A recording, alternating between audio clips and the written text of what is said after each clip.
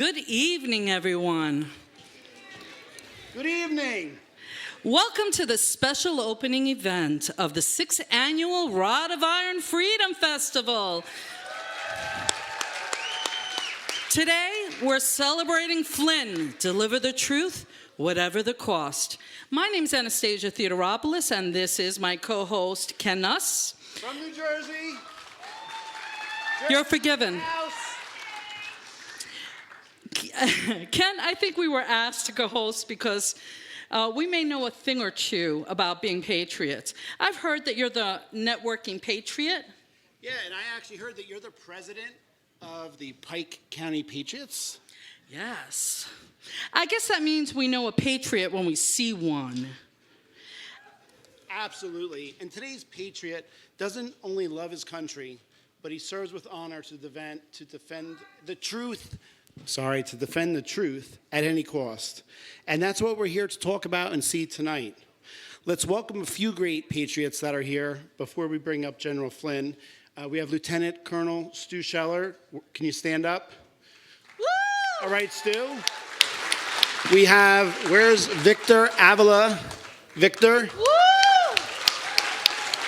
Do we have Ivan Rakelin? I know you're here, Ivan. Where are you? Ivan Rakelin. You hiding? All right, well, he's here somewhere.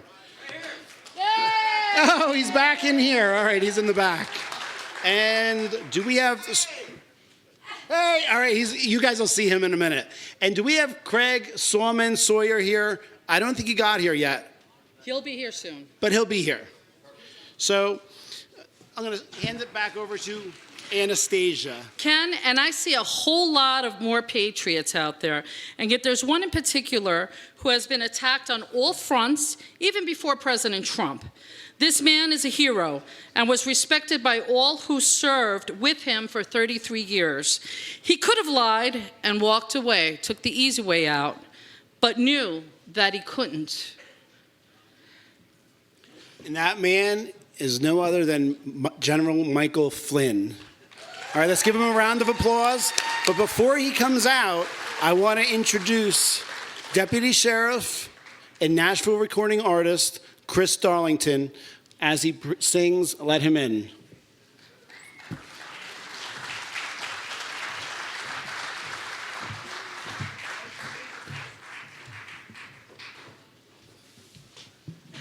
Thank you, sir. Thank y'all for being here. America. Obviously, I do full-time deputy sheriff work. We know what that's like, but I also try to juggle the country music on the side.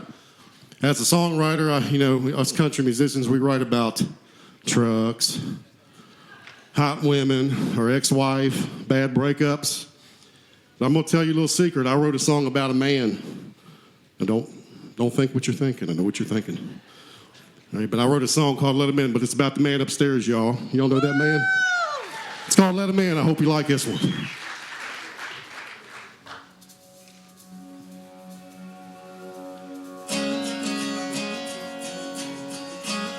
Let's give it up for Jesus. Amen. Where's Superman when you need him? Where's a parachute when you're falling? Where's the stars in the sky when you're wishing? Where's the love in your life that you're missing? He's the one for all. If you need him, he don't talk too much, but I see him. He's invisible, I can hear him. He lights a fire in my soul, I can feel it. He's incredible, better believe it. He's the one for all. If you need him, you gotta find your faith. You wanna believe in something worth your time. It's never too late, so open your heart, just let him in. Let him in.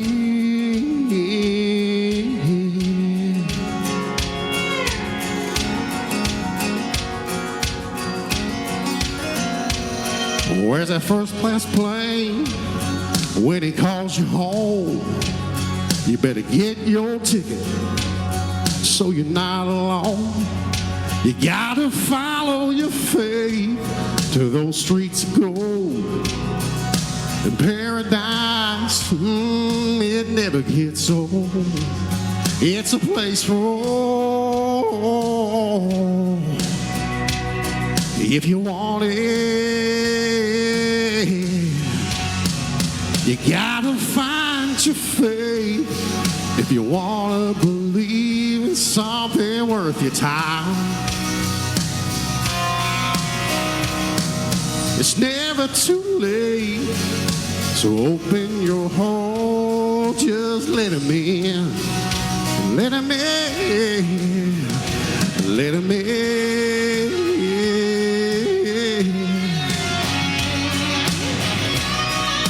Y'all let him in, right? You gotta find your faith. You wanna believe in something worth your time. It's never too late, so open your heart, just let him in. Let him in. Let him in. Just let him in. Just let him in. Let him in. Just let him in. Let him in, y'all. Thank y'all so much.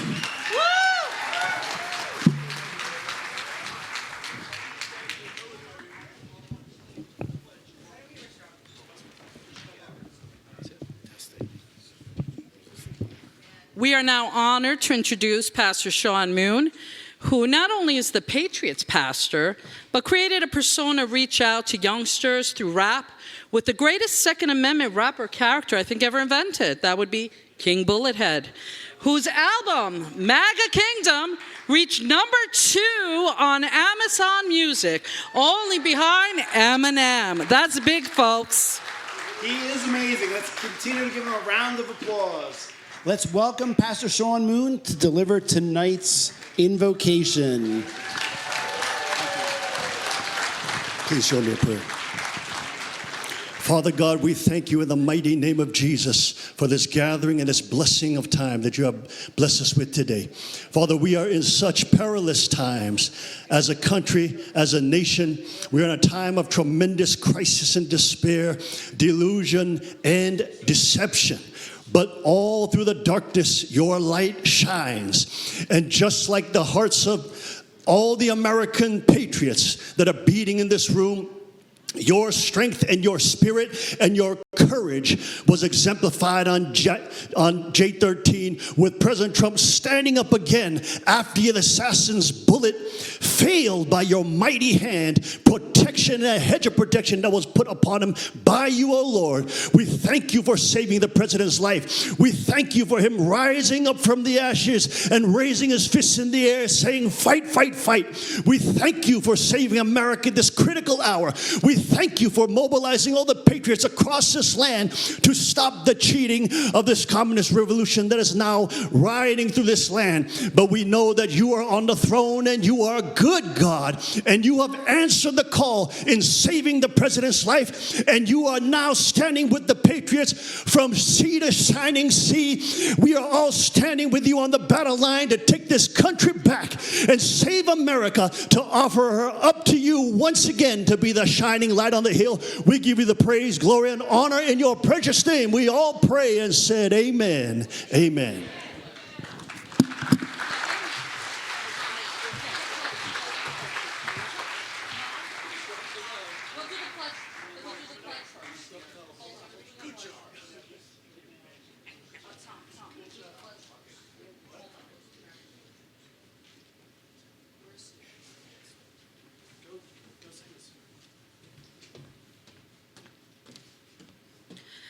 And now we'd like to welcome someone very special who fought very hard and exposed the Afghanistan debacle 3 years ago. And we're proud to have him here to be able to say the pledge with us. Lieutenant Colonel Stuart Scheller. Hello. Hey, if you could stand with me for the pledge, please. I pledge allegiance to the flag of the United States of America and to the republic for which it stands, one nation, under God, indivisible, with liberty and justice for all. Ra.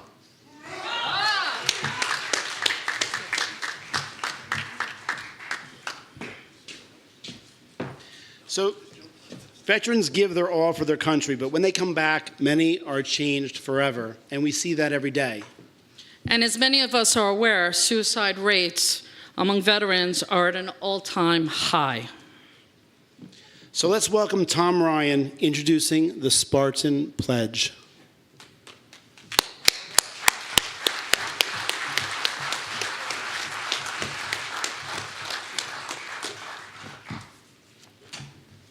There's all kinds of paperwork here. I brought a crew. I brought backup. It started with a conversation about veteran suicide and what it is causing the 22, which is estimated to be about 40 a day now, the epidemic. It continued with a promise which became the Spartan Pledge. The Spartan Pledge is a commitment among veterans not to take their own lives, but rather stand with their fellow soldiers in time of despair. It was created almost accidentally by an Iraqi veteran, Boone Cutler, when he spoke with another veteran about a mutual veteran suicide. The Spartan Pledge has grown exponentially in the veteran community and continues to be a binding promise among suffering veterans. While there can be no study of how effectively the pledge is, many say having that battle buddy aware of what's going on inside can be the difference between life and suicide. The Spartan Pledge found support in U.S. Navy and New York City firefighter Danny Prince, who joins us tonight. I don't know where Danny is. He's here. He's right here. Danny told Cutler he wanted to honor the victims of 9/11 who died in the attack, as well as fallen military in the global war on terrorism. Danny collected the steel from the World Trade Center wreckage of Tower 1 and 2 and had it forged into the commemorative sword, the Spartan sword, which is here with us tonight, along with the Spartan axe, which I had not seen until tonight. The sword travels across the country visiting veteran facilities and veteran events. Each of us veterans who have survived have their demons. Many of us who served in combat know those demons. I carry with me the names of some of those who I have had number of friends. I carry those names with me. Jimmy lives locally in Digman's Ferry. Jimmy said goodnight to his wife, went into the bedroom, put a shotgun in his mouth and blew his brains out. I was with Jimmy the day before. Robert, Florida, I ate dinner with him a couple of days before. His wife was legally blind, decided he went to work, didn't come home, went in the back and hung himself.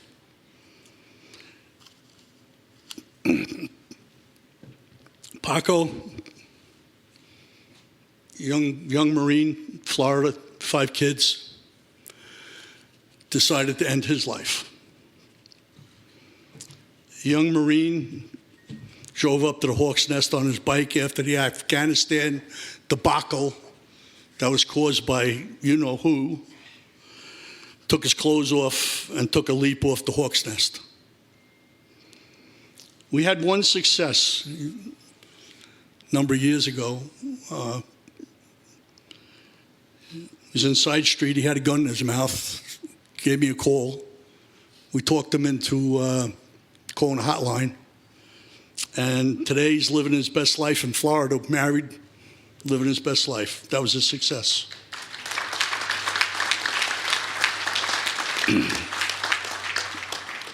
%70 of veterans that commit suicide are over the age of 50. Veterans that are 72% at a higher risk of suicide than those who have not served.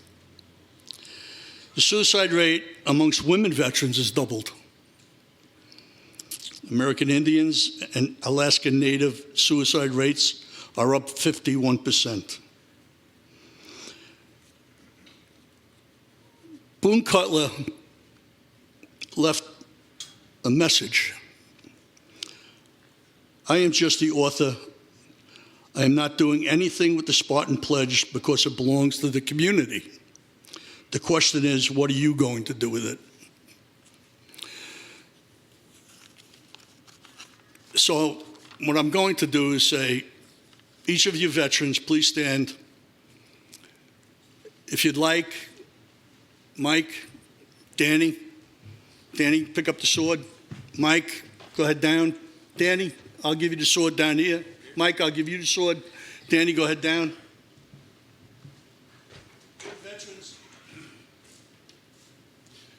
Veterans, if you'd like, we'd like you to step up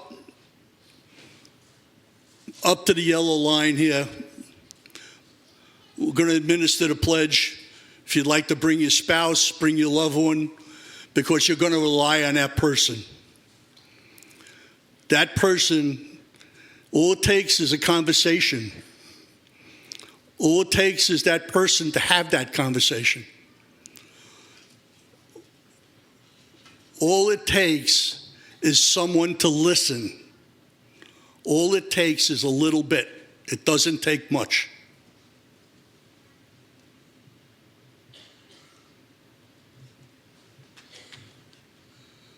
All you have to do is listen. All you have to do is listen. All you have to do is listen. Rely on your battle buddy. Rely on your spouse. Rely on your partner. Anyone. The hotlines are opened. The hotlines are there to help. Link hands, touch the sword, create an electric line. Anything that you can do, please do it. Anyone out in the audience who knows a veteran, speak to them. Talk to them. The hints are there. Everyone that I mentioned to you today, like Jimmy, the veterans changed, the VA changed his medication, and they never said a word. But they said, you know what, Tommy? Something was wrong.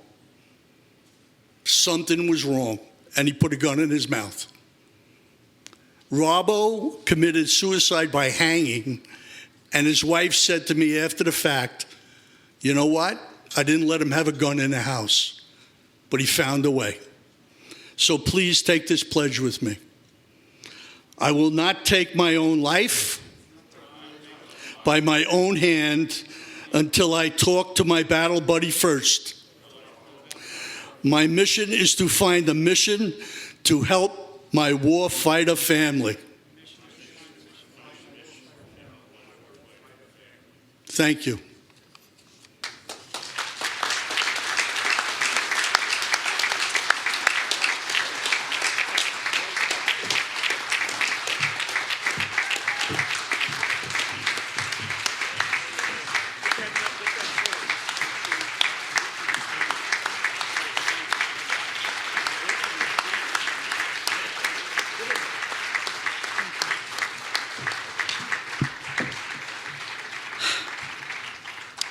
Many of us today are patriots, but how many can use their genius to create a top 10 firearms company in the world? And how many would use their generosity to give back and host huge events like this one year after year? There can only be one guy, and his patriotism hits the target every time. Justin Moon, can you please step up here?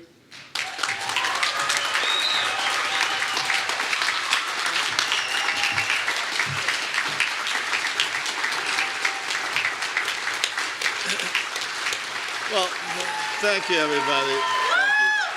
Thank you.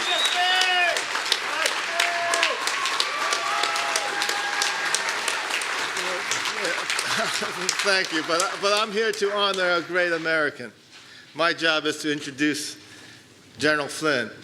Ladies and gentlemen, it is my distinct pleasure and honor to introduce to you a distinguished leader and a persecuted patriot, General Michael Flynn.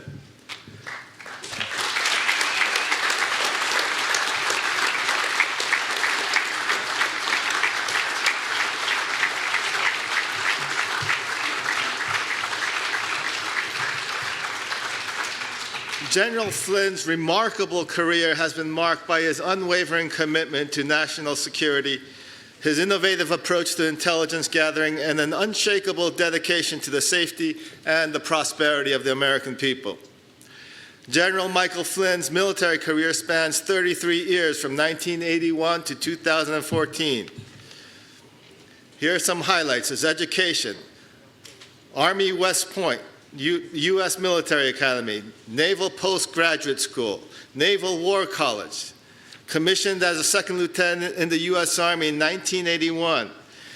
Key assignments: he served as the commander of the 313th Military Intelligence Battalion of the 82nd Airborne Division, intelligence officer, Joint Special Operations Command, commander of the 111th Military Intelligence Brigade, Director of Intelligence, Joint Special Operations Command, Director of Intelligence, U.S. Central Command, Assistant Director of the National Intelligence for Partner Engagement, Office of Director of National Intelligence. He was the Chief of Staff of the U.S. Army Intelligence and Security Command. He served in senior leadership roles as the Director of the Defense Intelligence Agency and as Lieutenant General, 3-star General. He's been highly decorated and awarded. He's been awarded the Defense Distinguished Service Medal, the Army Distinguished Service Medal, the Legion of Merit, 4 awards, 4 Bronze Stars, Purple Heart, Meritorious Service Medals, Joint Service Commendation Medal, Army Commendation Medal, and the Army Achievement Medal. In addition to that, General Flynn has served in combat operations in Grenada, in Haiti, in Bosnia-Herzegovina, Afghanistan, and Iraq. With that said, it is my great honor and privilege to introduce to you an American patriot and a great man, General Flynn.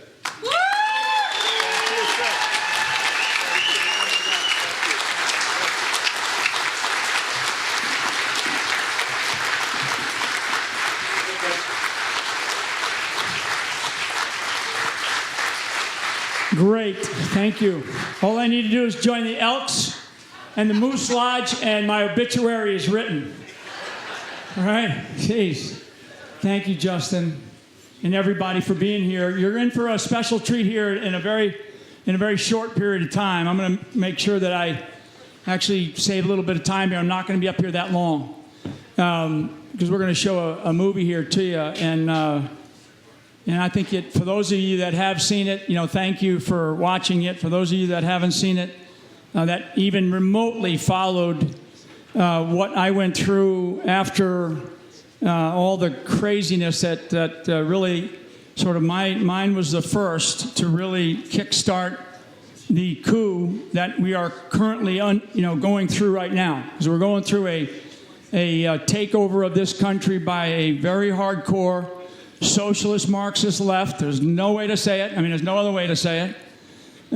So anyway, let me just ask you guys a question. How many of you were upset when they put me in jail? Raise your hands. I love it. Put your hands down. I never went to jail. It's amazing how many.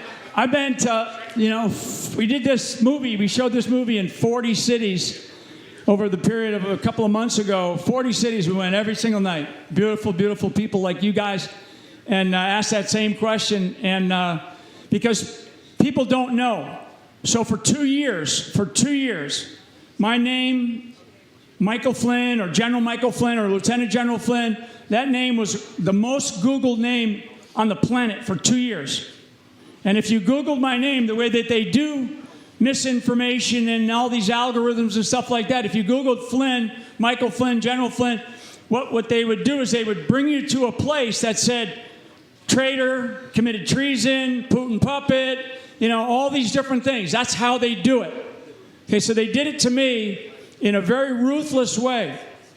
What I decided to do, and you'll hear about it in the movie here in a second, I decided to take a decision, which was a very, very difficult decision. And I've had a lot of tough decisions in my lifetime that I've had to make to basically whether to, knowing people were going to go into harm's way, to include myself. And so this was a very, very difficult decision because it had to do with my family. And you'll see that. My case ended up getting dismissed. Most people don't know that because the media will say, lied to the FBI, had to get pardoned. You're going to learn a lot. Even if you closely followed my situation, you're going to be blown away by not only what you're going to see in terms of the strength of faith, the strength of family, but also the deeply seated corruption that is in our government. And it ain't just the Democrats. Okay? So what we need right now is we are fighting for this country because all I want the truth from people. Okay? I want that from our government. So people ask me all the time, and I'll shut up here in a second, what's the greatest national security threat to the United States of America right now?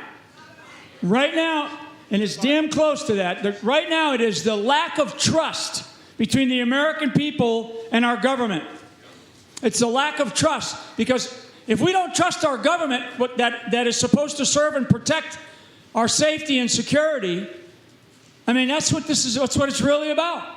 That's what the government is supposed to be there. I don't care whether it's federal, state, or local. Okay? So I want you to keep that in mind as you watch this movie. Now, on behalf of Ken Nuss, where's Ken? Right here. Yeah, he's back here. Yeah, I'm sorry. I wasn't sure where he was at. So on behalf of Ken, we're going to we're subtitling this in Italian. So you're gonna see a great movie. It's a great movie. Don't worry about the subtitles. I'm not kidding, but I'm doing that on behalf of Ken. And make sure you guys turn the volume up, okay? And after the movie's over with, what I'm going to do is come back up for a period of time. I'll stay here for as long as you all want to answer questions about anything, okay? About the movie or about what's going on in the country, okay? And I'll offer you a few thoughts about what we must do, okay? Not what we would like to do, but what we must do to save this country. Because we are in a really grave situation right now with the type of people that are in control of our country, okay? We're not in, the powers to be, right? We're not in control. We, the people, we think we are sometimes, but we're in an interesting period of history. So I'll talk a little bit about that at the end when the movie's over, and then I'll answer your questions. And like I said, I'll stay here. And I know this is a special night that Justin and these guys kind of created for tonight. I wasn't sure if I was going to be here. In fact, less than 24 hours ago, I was in a Cat 4 hurricane down in Florida. Okay. And my wife's still back there, but she knows how important this is. And we're still without water and still without electricity down there and sustained some damage. But that can wait. Okay, getting to people and telling people this is how important you are right now can't. Okay? So are you guys ready back there? Kind of give me a hand wave to play the film. 1 second. Okay? All right, enjoy the movie. Thank you. Thank you so much. Thank you so much, General. And the other thing you folks may not know is General Flynn has been working with the hurricane victims when FEMA has not. He's been working with good folks in churches and loving thy neighbor and helping when our government has not. We thank you for that, sir. And guys, I just want to go off script here for just a minute. You're maybe wondering why we picked the Italian subtitles, but I've been fortunate. My grandparents came here legally from Italy. My mom and dad are here. I've had the fortunate ability to travel with Victor Avila down to the border. We've been on multiple trips down there, and I see what's going on. It's mind-blowing. But I wanted to have this Italian, what do we call it? The subtitle version to honor, the people who came here legally. So hopefully you guys don't mind, but that's the intent behind it. And also, this movie is being played all around the world with all different types of subtitles, because guess what? Everyone in the world dreams for that American dream and for freedom. And we have to be the example. We have to win for the world. Thank you. Thanks, guys.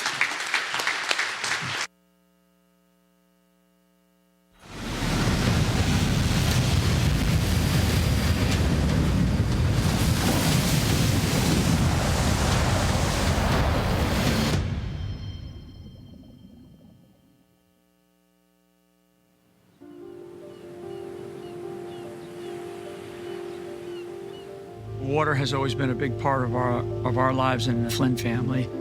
We all grew up surfing. We all grew up around the ocean.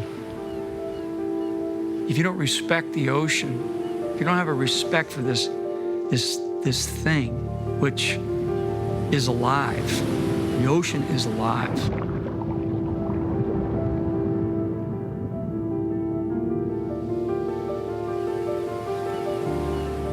I went into this service because I love our country.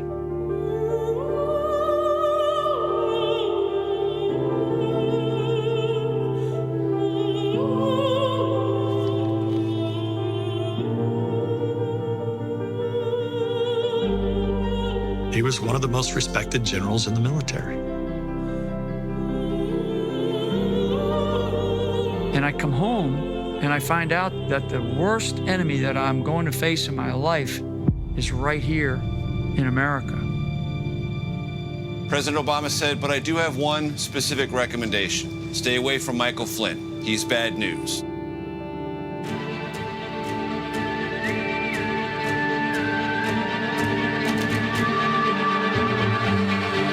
They're calling me a traitor.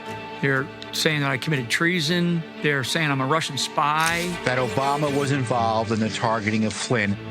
He was, by definition, the most dangerous possible person.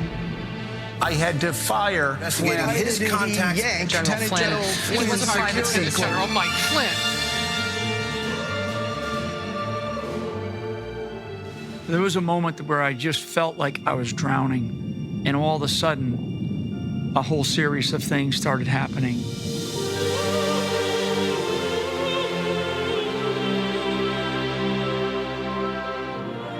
I actually feel blessed to be alive right now, and I can tell my story.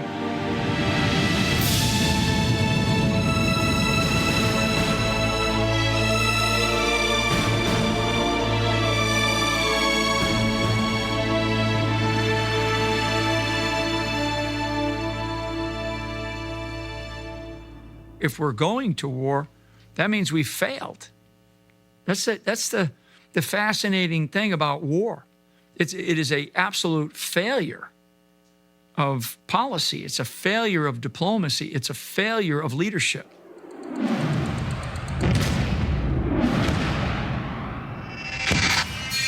Probably one of the greatest sacrifices.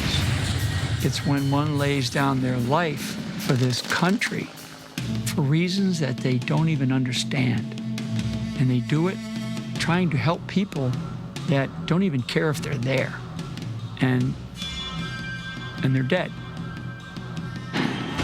We are A+, Gold Star for participating in war. We are a failure at winning wars.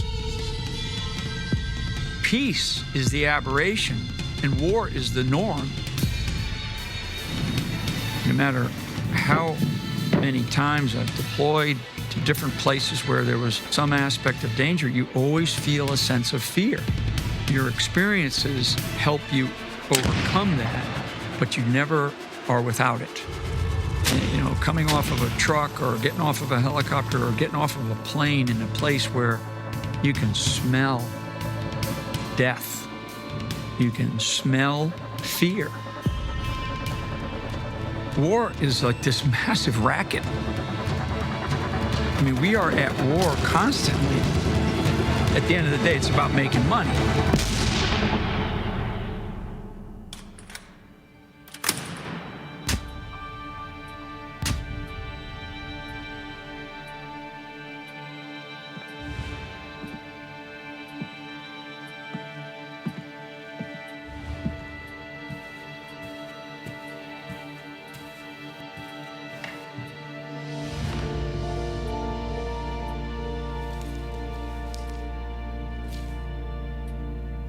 Sounds rolling, all 3 cameras, we're good. Danny, speed. Okay, we're ready when you are. I had just taken command of a battalion of about between 500 and 600 people. And my operations NCO comes in and says, "Hey, sir, we just had a helicopter go down." This is where I really learned about being steady. Because when I think about that, I mean, 9 people. So as I'm walking up the road, I see the smoke, and I look, and I walked right up to it. I mean, I was standing right next to it. And it was just one black patch that was like the outline of a helicopter. Just a black patch on the ground, all burnt up, with a bunch of bumps, okay? Bumps that were probably no more than like 2 feet high, okay? And those were the bodies. And you know, obviously the smell of the fuel that was burning, the bodies that had burned. And so there they are. They're just, you're staring right there. You're standing there going, holy crap. On my orders, coalition forces have begun striking selected targets of military importance to undermine Saddam Hussein's ability to wage war. When the war broke out in Iraq, I was sort of like, well, I guess we have to do this, but hold on a second. I didn't connect the dots as to the reason why we would invade a sovereign nation like Iraq. I always questioned the necessity of that war. I thought it was crazy, and I thought the Bush administration managed it very poorly. The amount of money that we spent in Afghanistan for a losing cause is more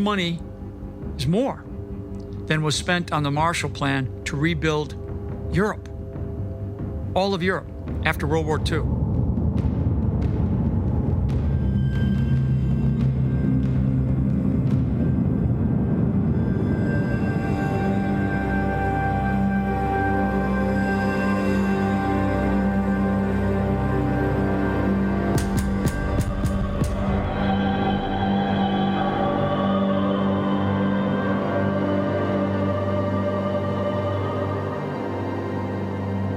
Let me show you.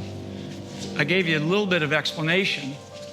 So Tucker, this is wild. Tucker, I'm brought in here like about I don't know, it was over a year and a half ago. I'm brought into this room and I meet these 2 moms. And I was like, what caused you, what possessed you to do something like this? And it was basically, we believed so much in what was happening to you that it was wrong. And they said on their spare time, they put this together. I personally grew up in a completely different world where I didn't question a lot of the big lies because I didn't realize that they were lies. I was complicit in the lying without knowing it. I supported the war in Iraq and argued on behalf of it before it started. And it wasn't until I went to Iraq myself in the winter of 2003 that I realized how wrong I had been, the degree to which I had been lied to. It was a big turning point for you. It changed my life completely. And I realized I've been complicit in this lie. I don't care what party they're in. They're in Washington, D.C. That's the party. They have their black tie affairs. They have their little clubs, their little cliques. and they got their little business enterprise that floats around in these events. I would be sick to my stomach in some of those things, because you're looking around going, these are the son of a bitches that are just, we're still at war. There's people overseas being killed. And I'm thinking to myself, this is just not right. If you have the same people in charge of a series of counterproductive wars from which the United States derives nothing, only, loss of life, draining of the treasury, evaporation of our prestige and power abroad, the U.S. is much weaker because of the last 4 wars we fought, beginning in Vietnam in 1964, from Tonkin Gulf to here. 59 years. We have not fought a war that made the U.S. stronger. When we confront a regime that harbors ambitions for regional domination, hides weapons of mass destruction, and provides haven and active support for terrorists, we are not confronting the past. We are confronting the present. And unless we act, we are confronting an even more frightening future. Paul will be remembered for a lot of things. They make him out to be a saint. That's what he'll be remembered for in history. As a junior officer, I couldn't really articulate it, but there was something there that I felt, it seems as though it's just a perpetual fraud, waste, and abuse life cycle. Yeah, we're going to go after terrorists, but you don't need an entire machine, conventional machine, to be in place constantly at all times in Afghanistan or in Iraq, for that matter, or really any other place, because we have strategic capability to go in and out surgically to address certain issues, literally within a few hours, maximum one day, globally. So why not use that methodology rather than constantly pumping in billions of dollars a month? They want the problem to exist so that that money flow and the constant defense budget can go ahead and fund the military-industrial complex. He became very close to Stanley McChrystal. From what I read, McChrystal told Michael, you need to come in, we need to clean this up and we need to fix this thing. For whatever reason we were there, we were able to get Iraq under control because of the efforts of Joint Special Operations Command, and specifically Michael's acumen in what he had been trained for throughout his career in intel. There are 193 countries on the planet, according to the United Nations. The most premier unit within the world to fight against terror, General Flynn was the senior ranking intelligence officer in that unit. You literally have to be the #1 intel officer for that year's cohort, impeccable background, not like a single blemish in your entire military file, to be selected for that position. Mike's, pretty senior in rank at that point. I think he's maybe a 2-star general, 1 or 2-star general, and Charlie's there as well. And what they're seeing is the information that they're getting about who the Taliban were, how they were fighting, where they were getting their ammunition and so forth, that they were getting from the intel community was a bunch of bullshit. It was poorly served up, and there was no interagency coordination. I think Mike knew, and I think a lot of those guys knew, that if something drastic wasn't done, they were going to be there for a long time. I actually met General Flynn for the first time around 2005 or 2006 in Iraq. We would go to areas where they train military and military intelligence. And General Flynn was oftentimes put up on the screen as someone who had done a superior job. I mean, he was treated as the greatest intelligence general for his generation. Everybody respected his ability to really perfect intelligence. The objectives, our overarching objectives, we got so far astray. The Bush administration, the Obama administration, I mean, we just lost sight. And you're in this constant war. And we would be having these conversations going, Jesus, when is this going to end? When, it can end. It can actually end. And it can end on our terms. The report you wrote in 2010 Right. Fixing intel. In fact, it's right here. Let's see it. The full title, A Blueprint for Making Intelligence Relevant in Afghanistan. I was a senior intel officer out in Afghanistan. I mean, I went around Afghanistan to damn near every little town and village and I did my own assessment. And there was a lot of people that didn't like that back in Washington, D.C. But I'm on the battlefield. This is an indictment of the intelligence community. And to a degree, and I'm a part of it. So it wasn't like, I'm not indicting them, I'm indicting something that I'm a part of. What's in here are solutions, and in a way, I'm hoping that it's not too late. What General Michael Flynn found out, all sorts of intelligence was necessary for soldiers as they were fighting in Afghanistan. It was all getting lost because it was being collected in Afghanistan and having to go through Washington before it could come back to Afghanistan. I mean, there were lives being lost. There were missions that were botched and lives lost. There's an example in our family of this. In Iraq, Charlie was deployed in Iraq, and Charlie was taking care of the highways out of Baghdad down into the Gulf through Kuwait. Charlie had a bunch of guys that were fighting as an infantryman, and Mike's running intel over there. So they're brothers. There's a chain of command, but they're brothers.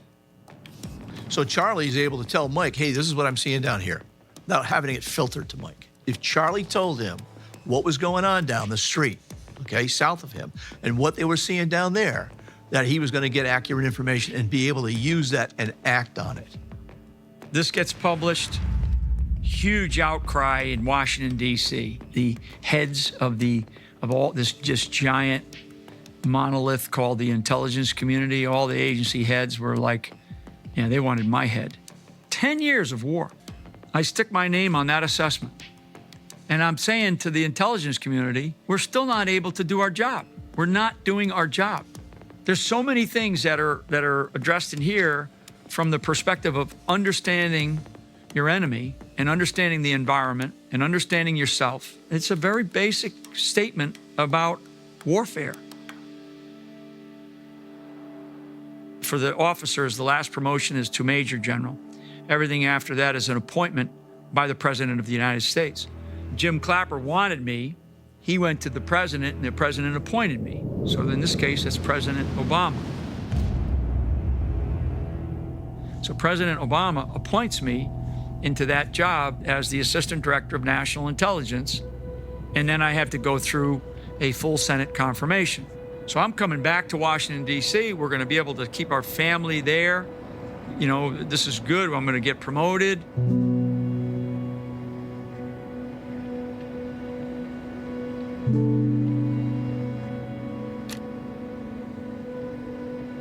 Many recall the famous article Mike Flynn wrote called A Blueprint for Making Intelligence Relevant, which is one of the reasons why I brought Mike to ODNI, to fix all the intelligence issues that he'd been complaining about.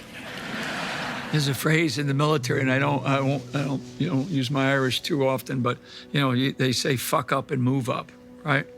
And and I'm thinking, well, maybe I fucked up so bad that they're just going to move me up to shut me up. It may very well be a case of bringing your enemies as close as you can so you can control them. Big title and a big job. Big job, huge job. I mean, the pinnacle of someone's career as an intelligence officer in the United States Army. It's like almost the number one. It is the number one job unless you're the national security advisor, which he ended up becoming as well. I've had a lot of time in combat, probably more time in combat than most people, that were in my sort of category. And I've had a lot of time, in the field, in operational assignments. And I'm also a Democrat. We were Kennedy Democrats, never Republicans.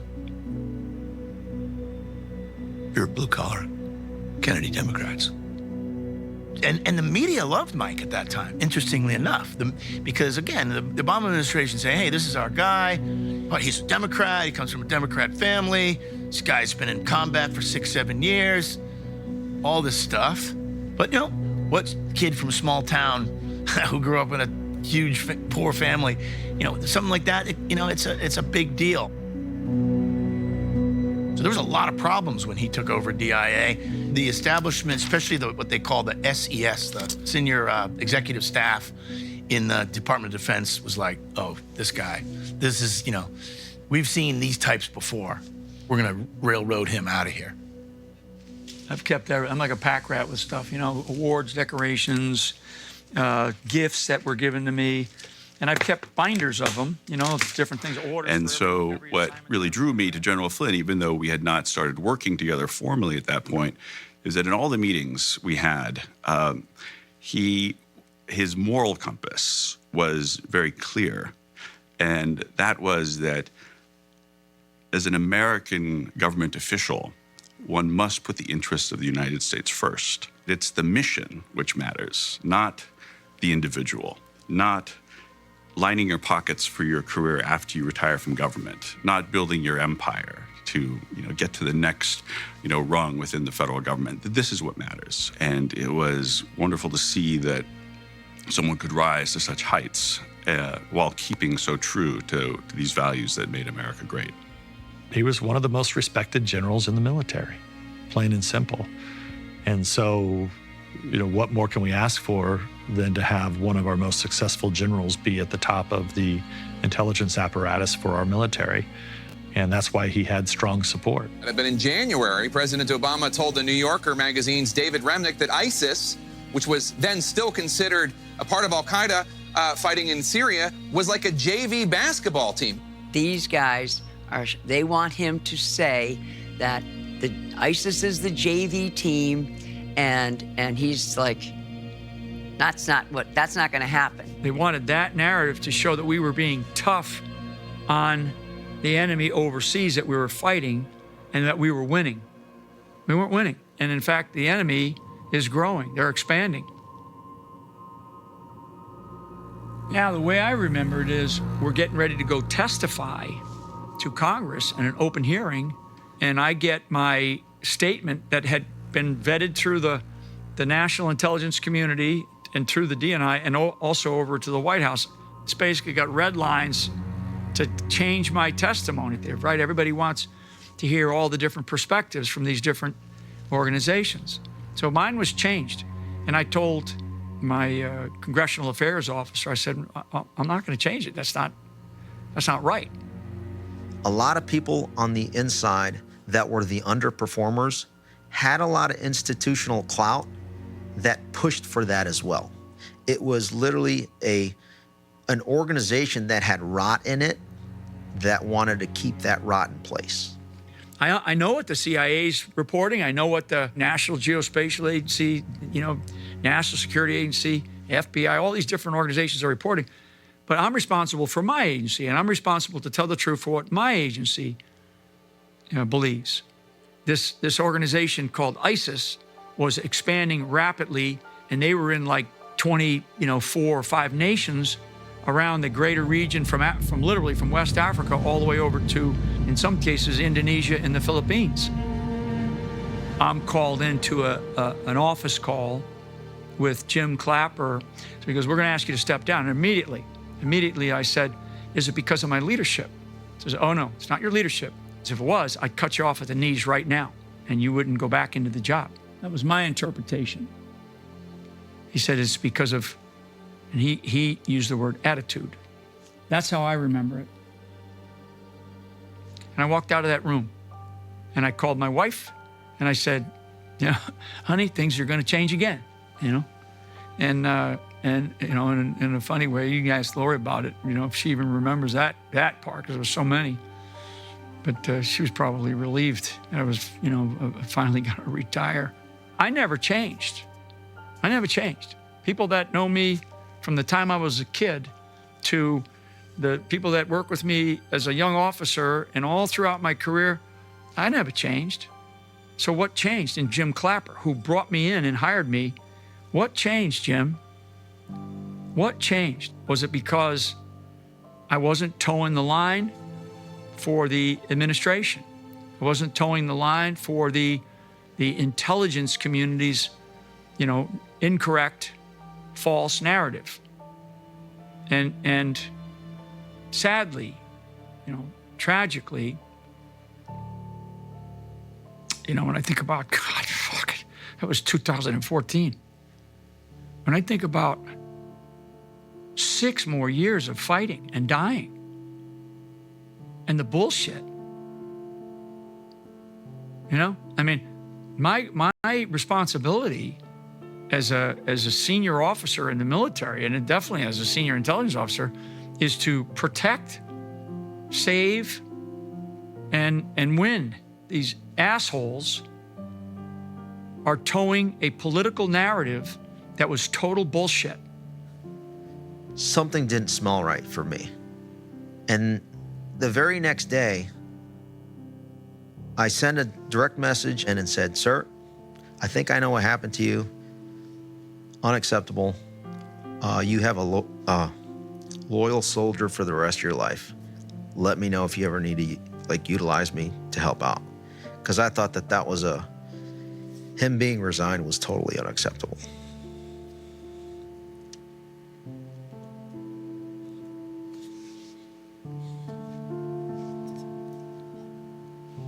I loved DC. I loved Virginia. We loved being there. We loved living there. We had happy times there until this all happened when he retired and then decided to go and work on his own. In your career, I have always found, whether it's in your service or if you spend a lot of time in the joint community, you will run across individuals and you will say to yourself, that guy is amazing.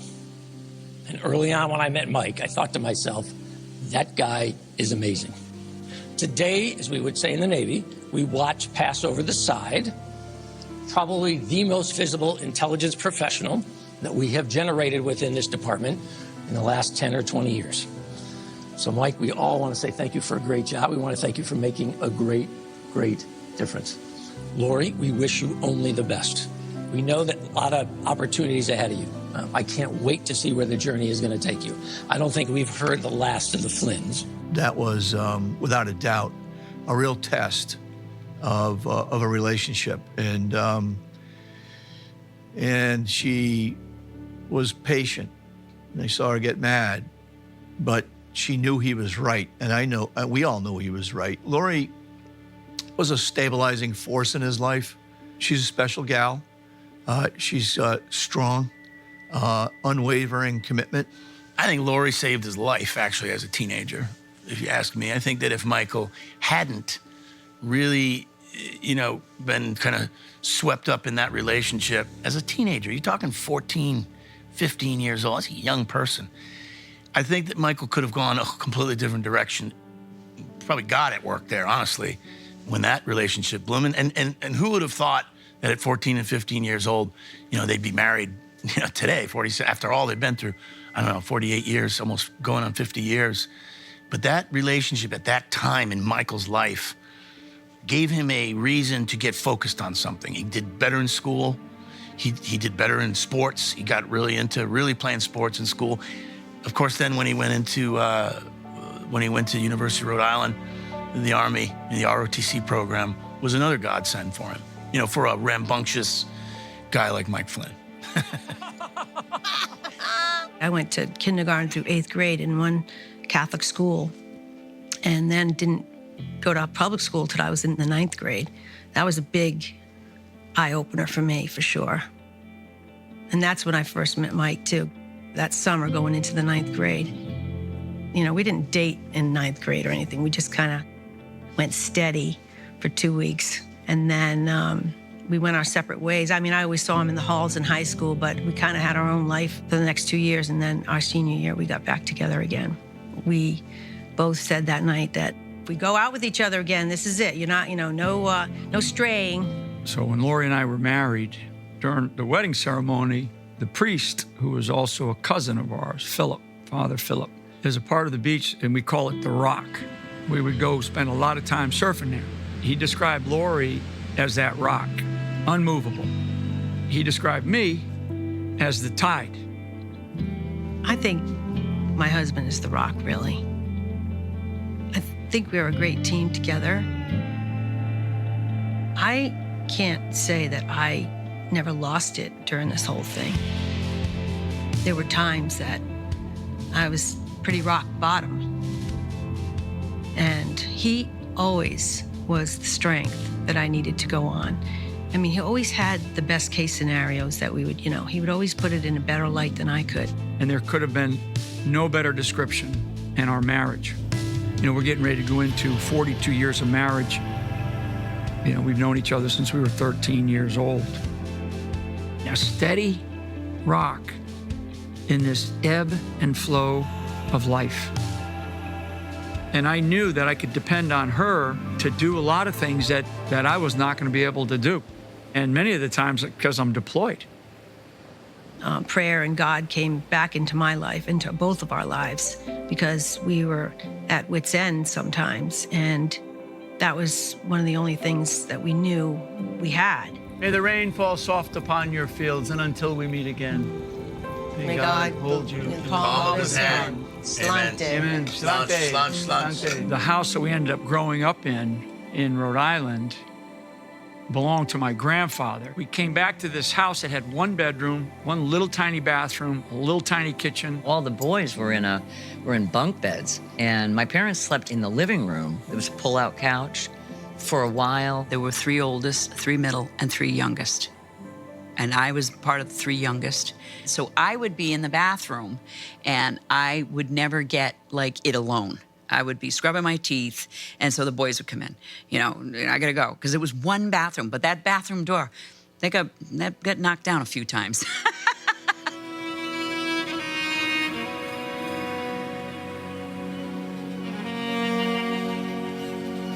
Here's, 9 kids, 11 people in a 1,200 square foot house. So our backyard, our playground was the ocean, was the Atlantic Ocean. My parents were great.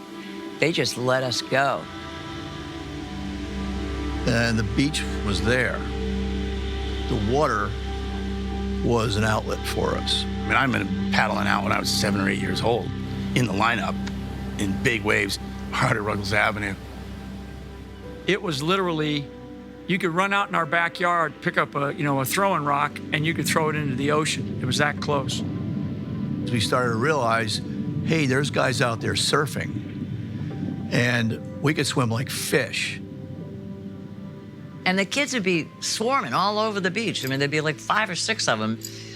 That was a lot of fun. It really was a lot of fun. We would go surf all winter, surfing hurricanes. So it taught us a lot about endurance, being in the ocean for hours. There's a lot of people that surf, but those of us that find it as a spiritual thing, in our family, it's a spiritual thing. It's very, very powerful. You have to respect the power. What is it telling you at times? If you're out in big surf, that your life could turn in a second. Taken off on a wave, wiped out, been dragged down, and felt like I'm out here all alone. That is a respect that I learned, and I still have it to this day.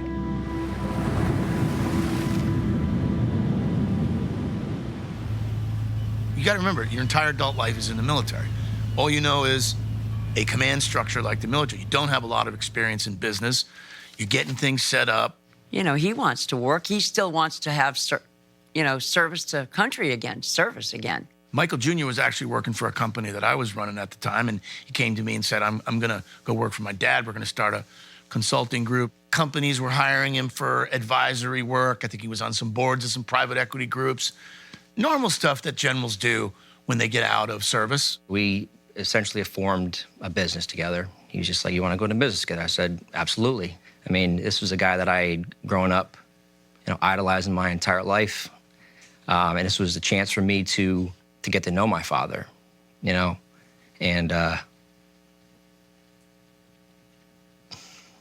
no, it was it was an opportunity I knew I had to take, that I wanted to take. I love the idea of being able to work with him because for many, many years of his life, I wasn't around with military and deployments and moves and schools and high schools and baseball games and birthdays. And hell, I almost didn't make it to his wedding. I flew in from Afghanistan the night before his wedding. And I was lucky that I made it. I was so happy that I was going to be able to do that with him, to be closer to him, working with him on a daily basis. People started to reach out to him to ask him for his advice on a lot of the foreign, what was happening in foreign countries. And so he was advising everybody. When I look at what the country needed, the country didn't need another Clinton or another Bush. That was clear. I'm pretty sure that he knew then that Donald Trump was going to be the nominee. We did meet with other candidates. I mean, I remember sitting down with Ben Carson, Carly Fiorina, Ted Cruz. Probably why I wasn't asked to help those Jeb Bush or Hillary Clinton, but I never said no. I was just never asked. I was praying that there was going to be somebody that rose out of the ashes who wasn't a typical politician. And I looked at him and I go, Donald Trump, are you out of your mind? He goes, I'm telling you right now, Donald Trump can beat Hillary Clinton. I said, why? He goes, because the country's ready for something different. He met Trump for the first time in 2015. He expected it to only be like maybe a 20 or 30-minute meeting. It turned into like a 2.5-hour-long meeting. If we can end these wars that we are in, where we're pouring trillions and trillions of dollars and we're not winning. And Trump was the one that had that. That was the conversation that I initially had with him. I was happy to support Trump as well, because I just wanted to see. I didn't see all the hope and change as much as I wanted, with Obama, and I wanted to see what would happen with Trump. My first bombshell, was, and I was proud of him. It's true, but it was at that Republican convention. But I was concerned about that with him because he was now in another world with politics. Elect Donald Trump as the next president of the United States of America. Thank you very much, and God bless America. From that moment on, I started to ride with Donald Trump, literally ride with him. And we'd fly all over the country and go to these different campaign rallies. We'd do 3 or 4 cities in a day, and every place that we went to would have no less than 10,000 people. And in most cases, they had 20, 30,000 people. Unbelievable.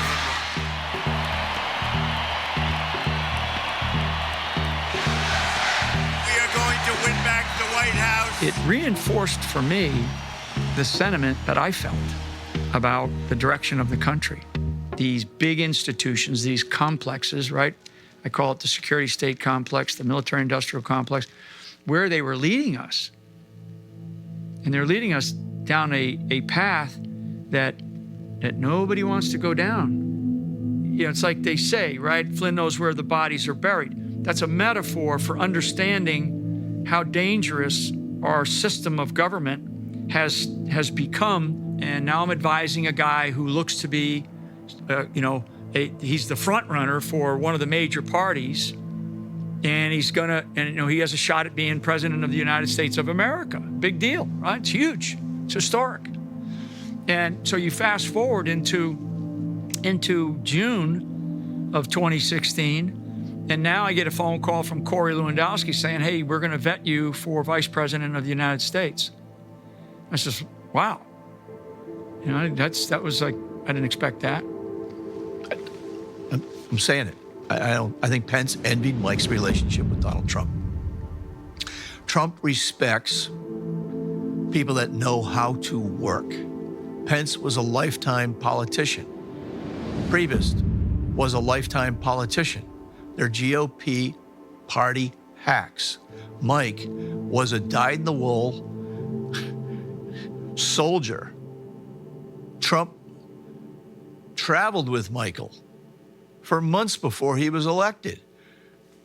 Pence was pulled in politically. Mike became close to Trump as a friend and trusted, I don't know, advisor, ally in the trenches through the election process.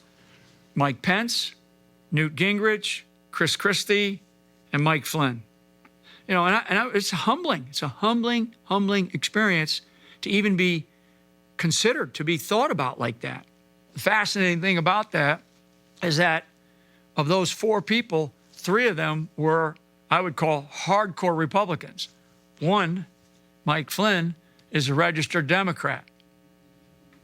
I went into the White House as a Democrat, right?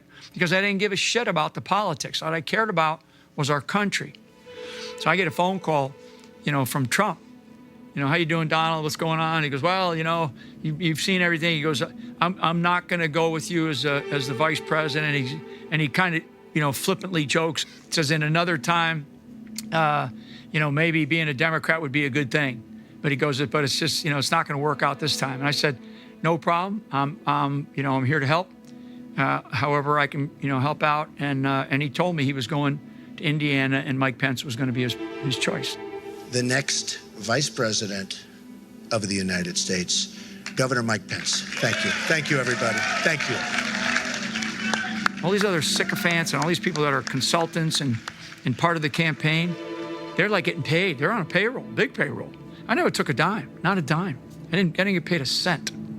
I did that because that's what I felt like was my like responsibility. They spied on my campaign. Well, there's no real evidence of that. Of course there is. No. It's all over the place. Leslie, Sir, they spied on my campaign and they got caught. The government, the federal government, the United States intelligence community, elements within it, the most senior law enforcement organization in the country, the FBI, was spying on a presidential campaign. We didn't know it. We can't put on things we can't verify. Leslie, they spied on my campaign. Well, we can't verify It's been totally verified. No. Donald J. Trump will become the 45th president of the United States, defeating Hillary Clinton in a campaign unlike anything we've seen in our lifetime. And I'd be lying if I didn't admit that, like, you know, I didn't really think Trump was going to win either. But then he got elected. And as I said last night, my #1 priority in the coming 2 months is to try to facilitate a transition that ensures our president-elect is successful. Obama talks to Trump about 2 people, threats apparently to him, certainly to at least one to the United States. And one of them was Kim Jong-un, the dictator over in North Korea. And the other was General Mike Flynn.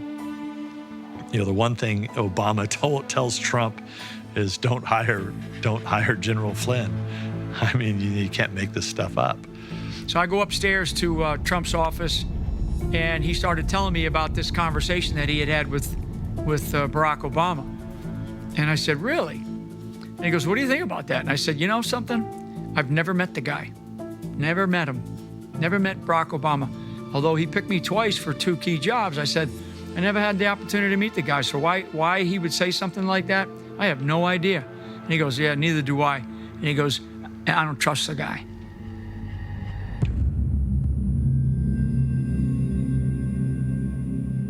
I stood up for him. I stood up with him. We won.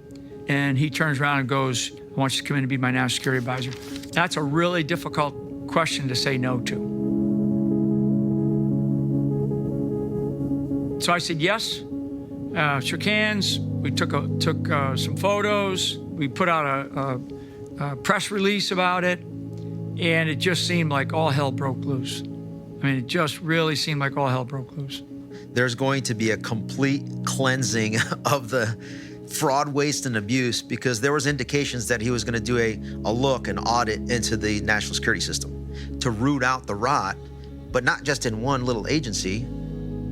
The National Security Advisor is essentially above the intelligence community, the Department of Defense, and the foreign policy community, the State Department. So they have purview over all those three kind of areas within our entire national security, foreign policy making community.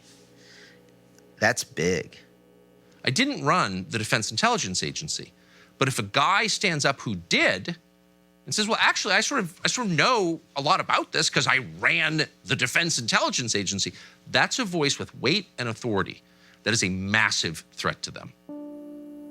Probably one of the most powerful positions in the entirety of the government, because you are a close personal advisor on a daily basis.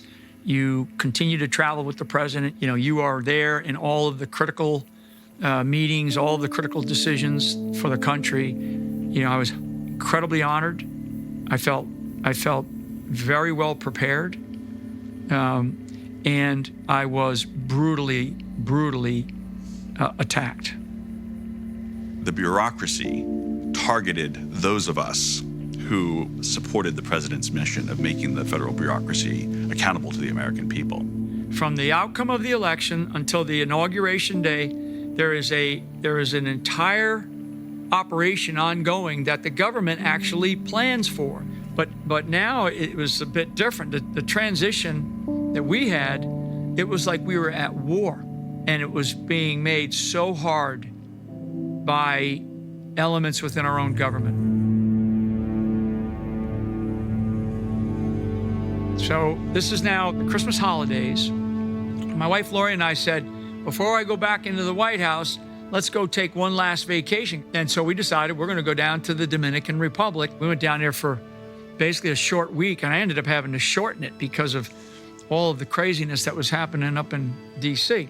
It's an unprecedented strike, the White House punishing Russia in part for interfering in the U.S. election. The U.S. is ordering 35 Russian intelligence operatives and their families in California and Washington, D.C. out of the country. So a couple of different phone calls, but one of whom was with Ambassador Kislyak, right? The very famous Russian ambassador. I probably made him more famous, right?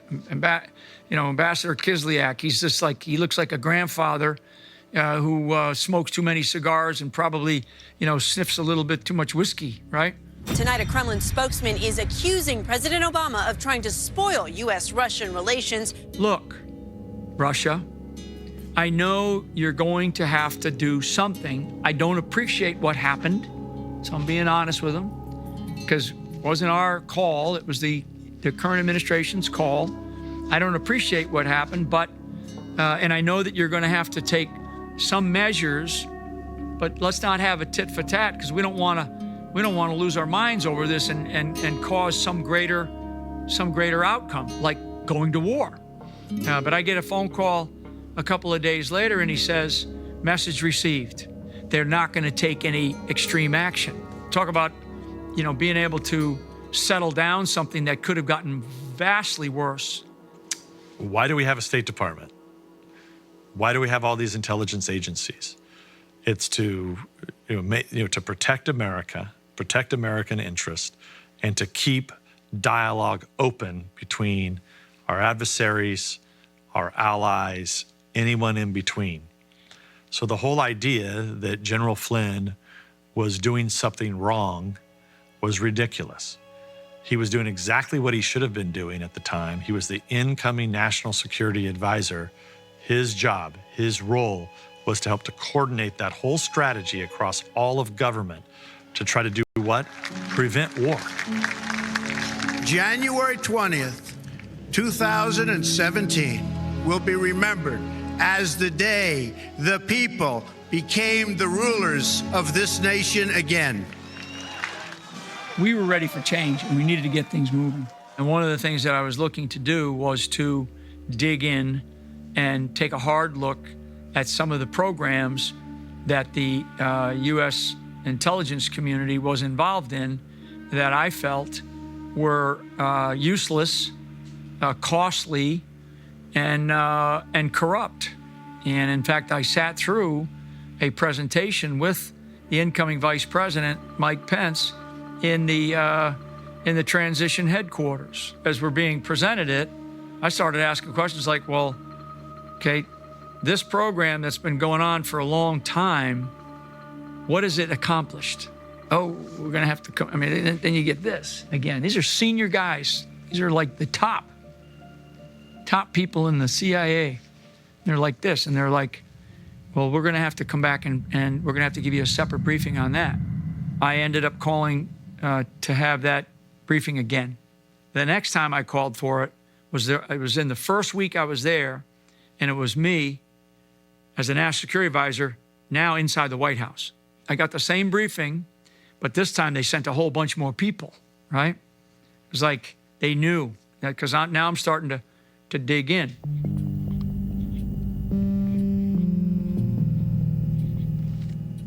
Thousands and thousands of years ago, guys like Sun Tzu, famous military theoretician, studied him. Everybody that's ever served in the military at some level stayed in long enough, as hell, even a lot of people in business study Sun Tzu's Art of War. Well, what does Sun Tzu say about war? War is deception. A war can be a war in the narratives, in how information is deployed in order to manipulate the belief system of people. And so now, instead of, putting a bullet through somebody's head, you assassinate them by narrative. And for a guy by the name of Sun Tzu, who wrote about all wars are deception thousands of years ago, right? Nothing's changed. The intelligence agencies are working with the legacy media to shape public perception of world events. That is not speculation.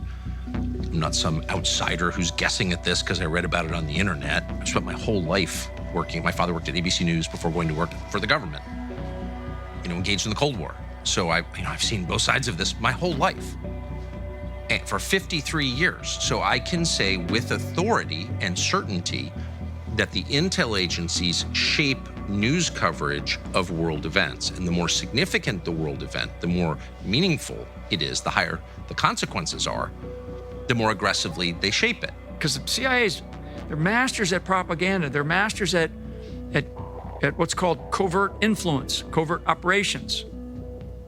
Right? Hollywood, the media. You're not a conspiracy theorist. You're an observer of verifiable reality if you state factually the news organizations of record, Washington Post and New York Times, are working with the intel agencies to lie to the public and to hide relevant information from the public. That is a fact. Eisenhower had his own imperfections. JFK had his own imperfections, but they understood that there was something not right. And Eisenhower was really the first in a very somber warning. In the councils of government, we must guard against the acquisition of unwarranted influence, whether sought or unsought, by the military-industrial complex. He used this term, the military-industrial complex. And back then, in Eisenhower's era, it was not very well developed. Now we have a services complex as well. And it seems that there are too many of our leaders in the federal government, in the Department of Defense, that really put the interests of themselves, their crony contractor friends, and their careers over the national interest. Why did a guy like John F. Kennedy get assassinated? He got assassinated because he called out something that he knew to be a corrupt component of the government that was trying to usurp his authority as the duly elected president of the United States of America. I think the assassinations of the 1960s are worth reassessing because they tell you what the system is capable of. Not just individuals, but the system in which they live, work, and thrive. the imperative to preserve that system is so overwhelming that individual players in the system can be sacrificed in the name of preserving it. Like, you just need to understand the stakes here. So if you're Flynn and you're standing up and saying, wait a second, you know, in retrospect, I think it's fair to expect that they would effectively try to kill you. You know, maybe not shoot you in Dealey Plaza, but put you in prison, impoverish your family, silence you, dismiss you in the eyes of most as ridiculous. I thought it was an opportunity to take a hard look at organizations, one of which I ran, and I knew a lot about other aspects of the security state, because it's not just the intelligence community, it's the Department of Defense, it includes the Department of State, it includes places like the White House itself, and it includes the Department of Justice, includes the FBI. And that revolving door in the intelligence community with social media companies, with big banks, with big corporations, has been going on for years and years and years. They recruit people out of those agencies to come work for them. It's grotesque. I mean, that's when you know, when you turn on CNN or MSNBC and you see an endless parade of former federal law enforcement or federal intelligence officials paid coming on the air to analyze politics, then you know that this organization has been captured by those agencies. I mean, these are not just former government employees. These are people with active security clearances. Still, they retain their security clearances. So they are in continuous communication with their former colleagues at these agencies because it's legal, because they have the clearance. And so they are acting effectively as spokesmen for these federal agencies, and they're on the air as news analysts. I cannot think of a more perverse system. I think there were conversations and messages between Peter Strzok and someone inside of the office of the Vice President of the United States. In retrospect, it's pretty obvious to me that Mike Pence was brought in and presented to Donald Trump, who probably wouldn't know Mike Pence if he got in the shower with him. How would he know Mike Pence? He's the governor of Indiana. Pence is a career politician. Trump is a casino promoter. Like, they haven't had a lot of overlap in their lives. How did he wind up getting chosen vice president? And I think it's very obviously an effort by Republicans in Washington, permanent Washington, to put some kind of moderating force right next to Trump. You know, you need him to win the evangelicals. That's how they sold him. He's an evangelical. Trump has no idea what an evangelical is. And so they tell him, you got to have this guy. You can't win without this guy. And I'm not saying Pence is a secret agent, but clearly, and I watched it firsthand, Pence believed that his role was to get Trump, to the extent he could, to go along with the conventions of Washington as it existed before Trump got there, obviously. Again, I'm not calling him a secret agent, but I am saying from day one, Pence saw his job as influencing Trump to kind of let things continue to go roughly the way they were going before. That's true. I think Pence played an enormously destructive role. I know that there were people in Pence's office who hated Trump because they told me. And if we look at Russiagate, we see different people operating out of Pence's office who are part of Russiagate. But just going by the timeline and going by what we knew happened, I'm like, Pence is making this up. Good morning. Retired General Michael Flynn was during the campaign and is now one of the president's top advisors, and he has acknowledged having contacts with top Russian officials. But over the last several weeks, investigators led by the FBI have been taking a closer look at his calls to the Russian ambassador. We had the Japanese delegation down at Mar-a-Lago. So we had very serious meetings. And while that was going on that weekend, Kim Jong-un over in Korea starts firing some missiles. This is the first time that the Trump administration is going to be tested on how we respond to this. And by the way, Rocket Man should have been handled a long time ago. They were doing it because Abe of Japan is visiting President Trump that weekend. I took Abe and Trump into a SCIF, a secure facility that we set up at Mar-a-Lago. I took those two in there and briefed them on what was happening. I showed them I showed him all the intelligence that we had, some photographs of the missiles, all this stuff. I took him through the whole thing like I'd briefed millions of other intelligence briefings in the past. I laid it out in front of him. The next day, we had more talks with the Japanese, and we're still, reeling, and the media is going crazy about all this stuff. I took like 30 minutes to go back over to my room because we're going to get back on Air Force One, packing my bags, and I get a phone call, and it's Reince Priebus. I said, what can I do? How can I help you? And Reince Priebus tells me that I'm in the Situation Room with Vice President Pence, Deputy Director of the FBI McCabe, and Deputy Attorney General of the Department of Justice, Sally Yates. And they just briefed us, they just showed us a document that you clearly talked about sanctions. Because this is one of these surreal moments. It's like things you never forget because it was such a seminal and significant emotional event for me. I said, so what are you telling me? Well, the vice president is upset, and we're gonna have to, we're gonna be talking to you when you get back. Like I'm a fucking school child. I show up to the White House the next day. Now there's all kinds of rumors about Flynn's, gonna be fired, resign. It's all flying all over the place. So it's all leaked. The Situation Room is a very secure facility. We're talking about people that should know better. I mean, if just those 4 people that were in that room and me on that conversation. That day, Reince comes into my office and says, the president he's gonna want you to resign. And I looked at him, I was like, really? I said, did he say that? Is that coming from you or is that coming from him? And he said, well, that's coming from him. And I said, okay. I go, well, here's what I want you to do, Reince. I want you to go let the president know that I want to hear it from him. And he was like, and he goes, you probably should put together a resignation letter. When he called to tell me that he was resigning, he told me that I'm going to resign tonight. And I was like, oh my God, really? And it was just sort of surreal.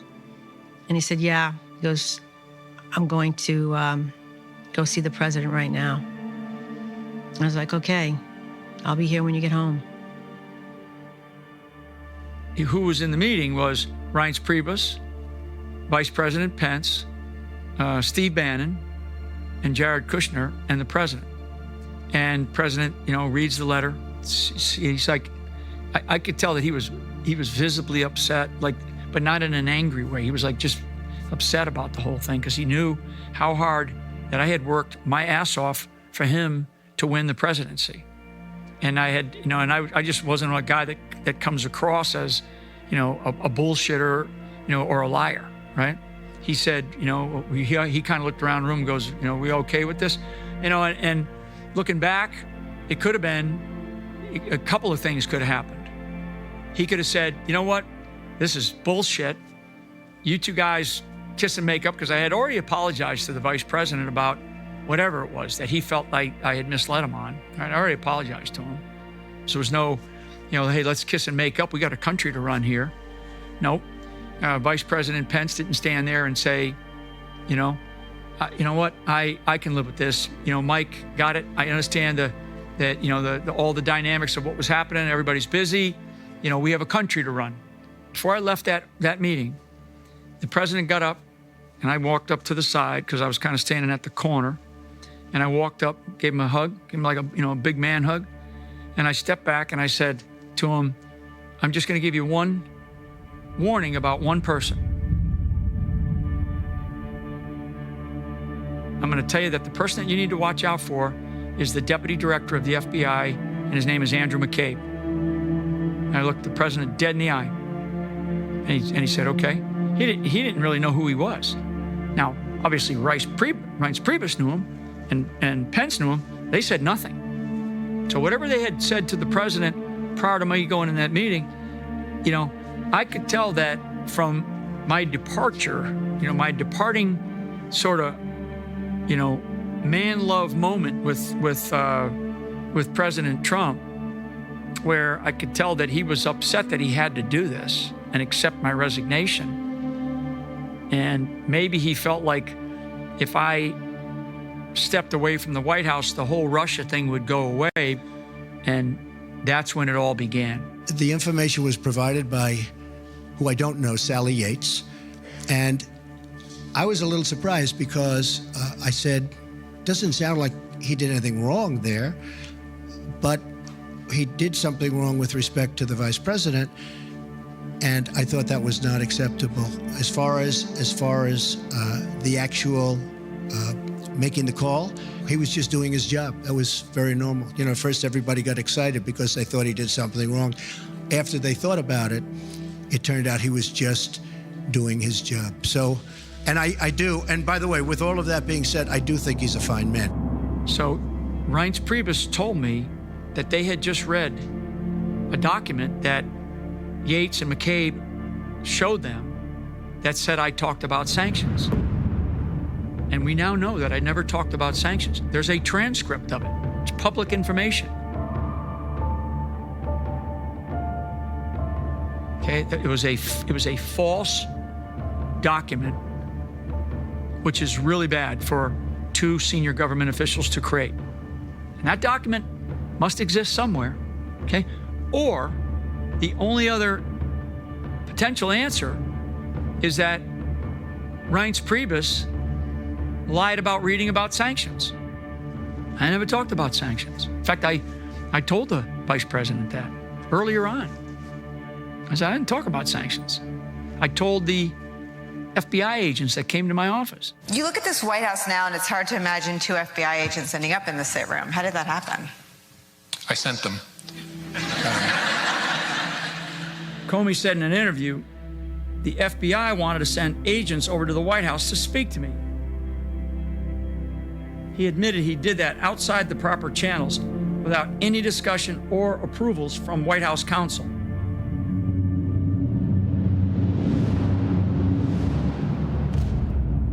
This was clearly a setup.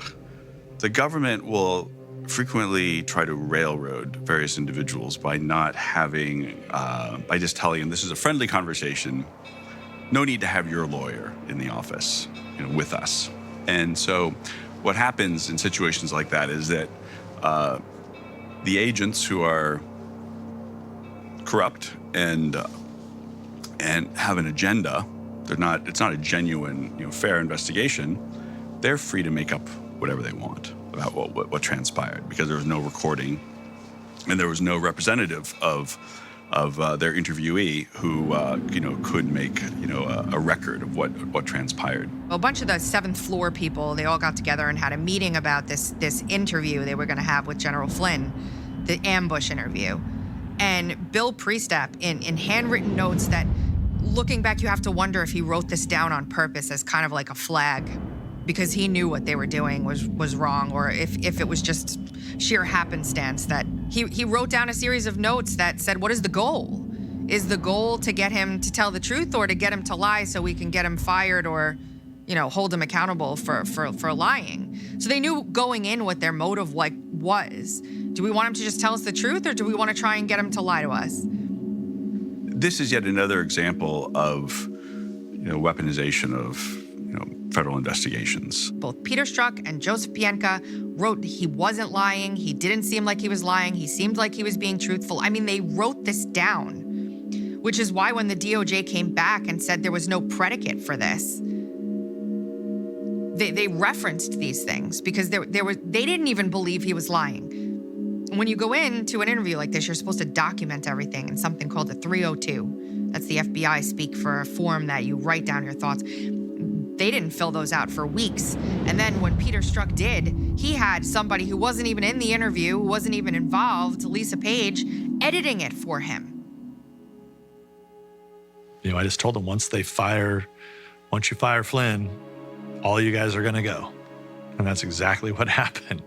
Within a year's time, they were all gone. All the top advisors around the president. As soon as they did that, there'd be blood in the water. I'm pretty sure that's what I told to Priebus and others.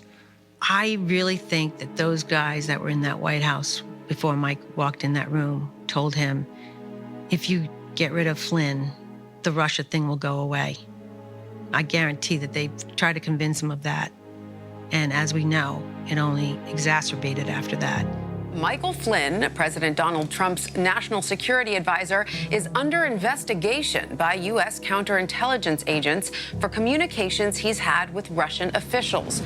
What Stefan Halper did, with the help of the leadership of the Office of Net Assessment between 2010 and 2016, was create the institutional infrastructure for what became known as Russiagate, normalizing a known Russian intelligence officer.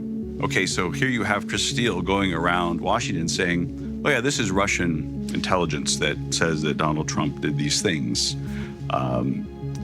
that people wouldn't take it seriously. But we know it was taken very seriously. The Steele dossier was used as the predicate to launch these FISA investigations. The stories about the peeing, the stories about the drunkenness, the drug use. It's all fake news. It's phony stuff. It didn't happen. The Steele dossier was sent by special courier from John Brennan at CIA to the White House, to President Obama, and marked, eyes only. This was Russian disinformation. This is Russian propaganda. They had to make Trump look weird, right? Oh, he's freakish, he's bizarre. That's why he deserves these extraordinary punishments, right? An indictment, an arraignment, an FBI investigation. Same with General Flynn, right? This is all about normalizing our enemy's propaganda to stage political hit jobs on American candidates for office, for the highest office in the country. The Steele dossier, which, of course, by July of 2016, Brennan knew was Russian disinformation that was generated by Hillary Clinton to smear Donald Trump in order to sort of hide her own misconduct. Hillary Clinton on the stump this week. We're joined now by her campaign manager, Robbie Mook. Thank you for joining us this morning. The hand of the Kremlin has been at work in this campaign for some time. It's clear that they are supporting Donald Trump. Brennan and Obama and Comey, they inserted the Steele dossier into the 2017 Intelligence Community Assessment as an annex.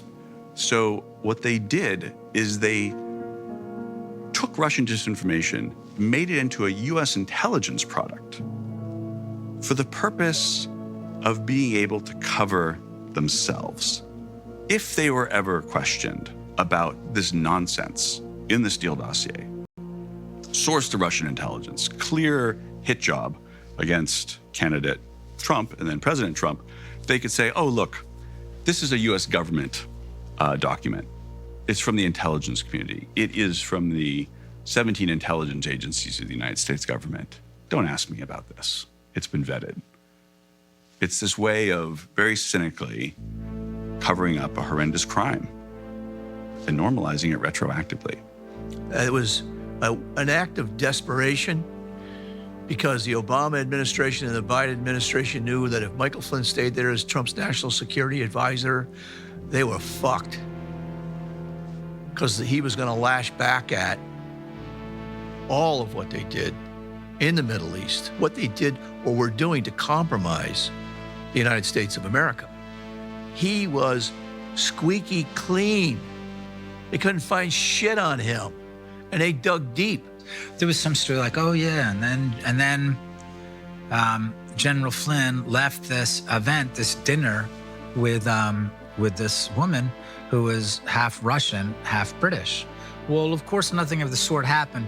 Nothing of the sort could happen because here is the director of the DIA, a very important role. And so he's not going anywhere off on his own with anyone. And she's just this young woman who's married. I think at the time, if I remember right, she was pregnant or getting ready to have a baby.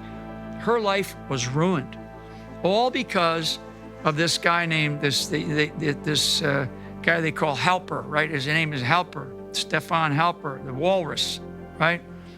He's a walking steam bath because he sweats all the time. To have your family exposed to that kind of that kind of ugliness because someone is determined to destroy you, these are very hard things. But again, it comes back to like why people are mad about this story, why I'm mad about the story, why it hurt, why it was painful for other families to watch too, to imagine what it was like for his family to be targeted by these animals like that. I mean, they disparaged him as much as they possibly could in the media. It was all bullshit. It was all bullshit. And we're sitting there as family going, Michael fucking has a girlfriend and he had an affair with some Russian girl? I called her up. I said, hey, tell me about your relationship with my brother Mike. You're in trouble here. Your name is all over the place. We kind of endeared ourselves to her. I wanted to find out. Lori needed to know. They were saying stuff about Michael, and he had an affair. She knew it wasn't true. But how do you think she felt when she had to go see her mother and they read it in the paper? They didn't give a shit about how he felt or how that affected his family. Obama and Biden did not want General Flynn giving them a proctology exam without any kind of anesthesia. I've said that I'm surprised that they haven't killed me. Surprised that they've let me continue to live.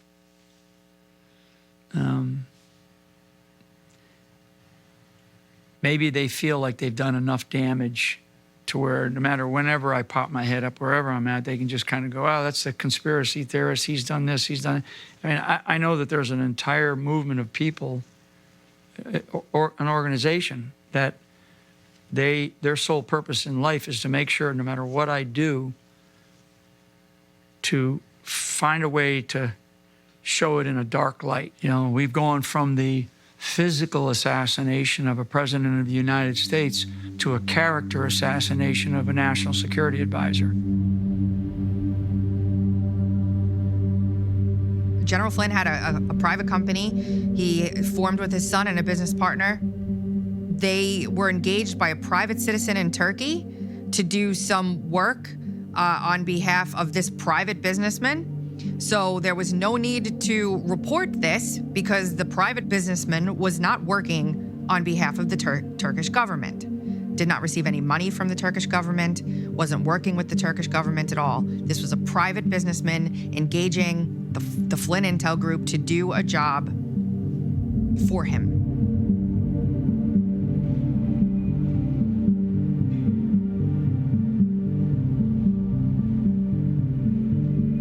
All the talk was about FARA violations, Logan Act violations.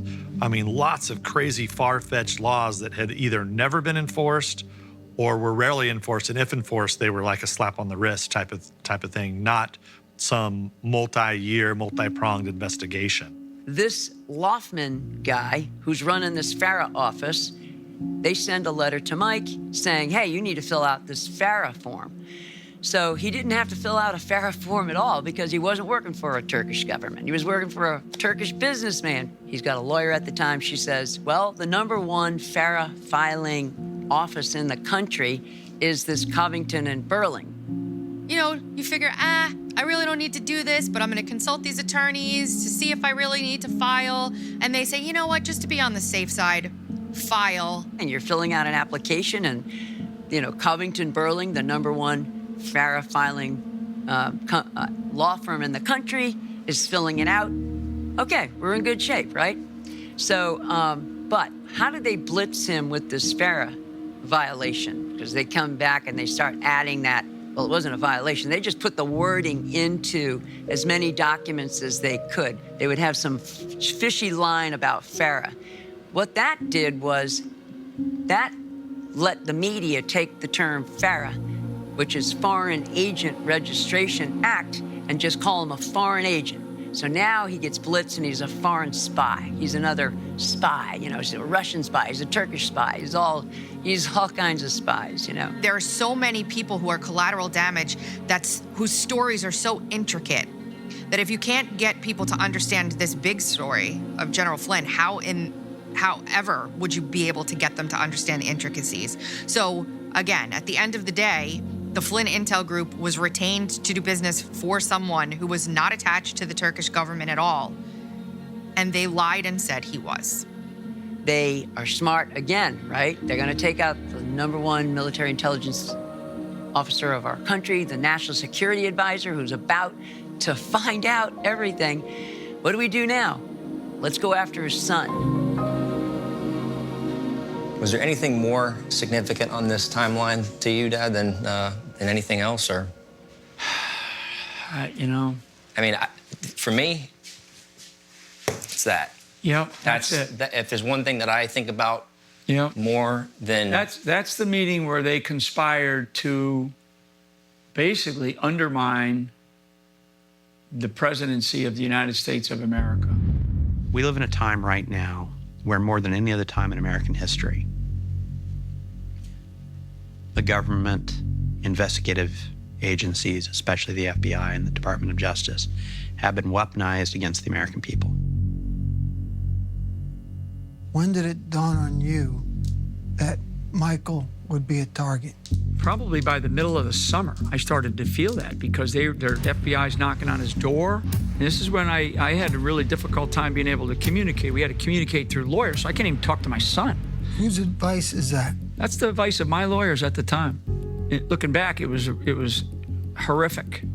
And then all of a sudden, there started to be newspaper articles coming out that the Department of Justice is starting to look harder at General Flynn's son, Michael. My team of lawyers was represented by a gigantic law firm, they call them the white shoe law firms in Washington, D.C., Covington and Burling. And you really do feel like they have your best interests at heart. They come across as professionals. And man, was I wrong. A moment of misjudgment on my part. That's all part of that Washington, D.C. establishment. You're looking at 25 years and about a half a dozen felonies, okay? And they're gonna go after your son. And I'm like, you gotta be shitting me. For what? And I'm sitting there, height of the Mueller investigation. It's really just kicking in. There's nobody around, okay? Who I had was my family. I didn't have big media stars. I didn't have big political stars. I didn't have the White House. We're already into our house being sold. We're already into an ungodly amount of money that it's costing, and you're just kind of like, I gotta stop this, I gotta stop this bleeding. It was mental and emotional bleeding.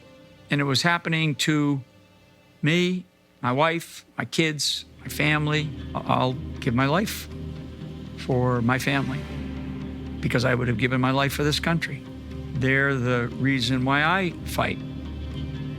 What they did, they knew that nothing was there. Michael Flynn Jr. worked for Flynn Intel Group with his dad and the business partner. So they saw him as a weapon to wield because they were going after General Flynn's business partner and Akeem Alptekin. As sort of a pawn, they looped in a threat against Michael Flynn Jr. to get General Flynn to plead guilty.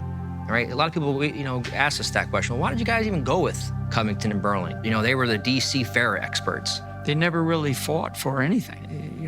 If you had something on Trump, it would help you. They brought my son in, knowing where he was in his life and knowing how bad the rule of law system is in Washington, D.C. That was a major pain point, huge.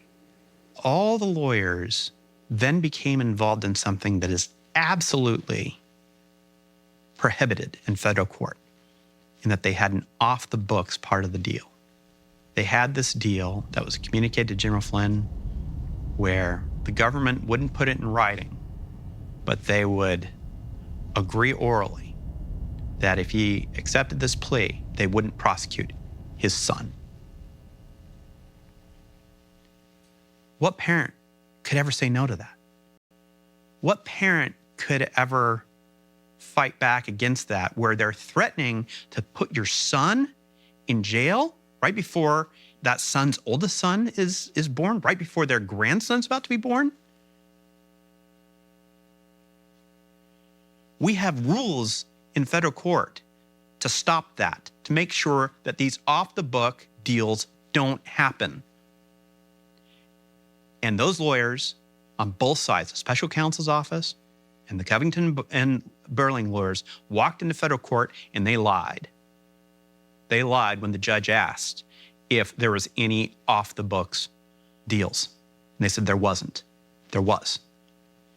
And it was all part of this effort for Covington and Burling to protect their own hide rather than to look out for their client. It was disgusting. And then also, don't forget that if you do plead not guilty and go to trial, you're going to have a D.C. jury, you're going to have a D.C. judge, and then you probably be found guilty. And, you know, you're looking at 20, 25 years in prison.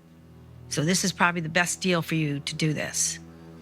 And I know a lot of people say, oh, even if that was my son, I would have never done that. No, you don't know what you would have done unless you were in our shoes. And having to have your lawyers tell you that people that you thought were doing the best for you, that this was the best thing for you, and this is the only way you're going to get out of this, is if you sign this plea deal. So that's what we did. People plead guilty to crimes they did not commit every single day in this country. A lot of the times it's minorities that are pleading guilty to crimes they didn't commit, because who has the resources to fight the juggernaut that is the American justice system? And so the government starts leaning on Covington, and Covington starts leaning on General Flynn to accept a plea deal. A single count of a violation of 18 U.S.C. 1001, which is providing a false statement to the government. But of course, the unbelievable turn of events in today's news happened in federal court in Washington, D.C., in the courtroom of Judge Emmett Sullivan. And then the prosecution is the Department of Justice, and the Department of Justice probably had 20 lawyers there. One of them was the Solicitor General for the United States of America. And the prosecutor, in my case, his name was Brandon Van Grack. So we go into this courtroom, one of the most packed hearings that they ever had in the federal courthouse of Washington, D.C. And then all of a sudden, out of nowhere, the judge goes right off the rails, and he started going down this other path, and, well, he said, you turned your back on your country. It sure sounded as though Judge Sullivan was going to send Flynn to the clink for at least some period of time. It did, Jake. The judge stressed that prison time was not off the table, even though that's... And my lawyers tell me, going into this hearing, don't worry, you're not going to have to say much here. The prosecution's going to do most of the talking. Okay? And just the opposite happened. You know, I get questions from the judge, and I'm answering all the questions, and then the judge starts to accuse me, and he does this very famous he turns and he grabs the flag behind his seat, behind his bench, and he grabs the flag and he turns back and he says, he basically accuses me of committing treason. Could he have been tried for treason, or could he have been found guilty of treason? To the prosecutor, Van Grack, he was kind of taken by it too, the DOJ lawyer, and he essentially says, no, Your Honor, no, Your Honor, so the judge is sitting there accusing me of treason in a court, and I'm not even in there for any of that. He's hugging the American flag and he's saying, you turned your back on this country. We were shocked. There had been no trial. There had been no exchange of evidence. There had been no cross-examinations. I thought his outburst calling General Michael Flynn a traitor, I mean, he was the one who brought dishonor upon his courtroom and upon himself, right, to scream out those things. I mean, what an ignoramus. There's no doubt in my mind he did it for the benefit of the media, because the media was on pins and needles that day. They call them the talking heads on these shows, who are these former intelligence community officials like Brennan, like Clapper, like Comey, like McCabe. Peter Strzok, Lisa Page, Sally Yates. Can't control these people. And they're accusing me of spying against the United States of America for Russia. Of course, the media takes off with, well, even Judge Sullivan, in the courtroom calls General Flynn traitor. The judge, I believe, realized that what he just did would probably lead to some type of mistrial or probably lead to something bad for him, because he just accused me of something publicly that I wasn't even in there for. You could feel inside of that courtroom, the level of tension was unbelievable. And I'm looking at the lineup of prosecutors from the Department of Justice, and they were all like white-faced, like, holy crap, what did this judge just do? And the judge says, you know, do we need time to take a break? And I do this, I don't know if you caught that, but I did this. And my lawyer said, yes, Your Honor. Prosecution, yes, Your Honor, we're okay, so we take a break. The judge today really rebukes Michael Flynn and uses words like treason, that you allegedly sold out your country. After the treason comment and after thank God they took that break, Lori, I think, said, we got to take a break here. She looked at me and said, this is going off the rails. This is a disaster. He's going to put him in jail today.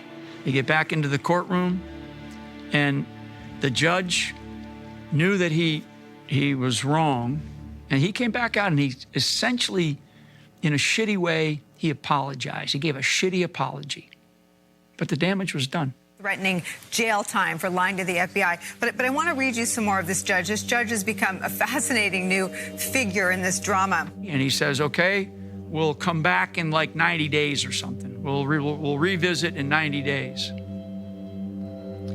And, pounds his gavel, and we all get up. He walks out, and I mean, it was like total chaos. By the grace of God, Sullivan let him walk out of that courtroom without going to prison. I think Sullivan regrets that decision to this day. We ended up going back over to my son Michael's house to just find some relief. The baby's running around. The baby, he's like crawling around. We don't know that they had threatened Mike.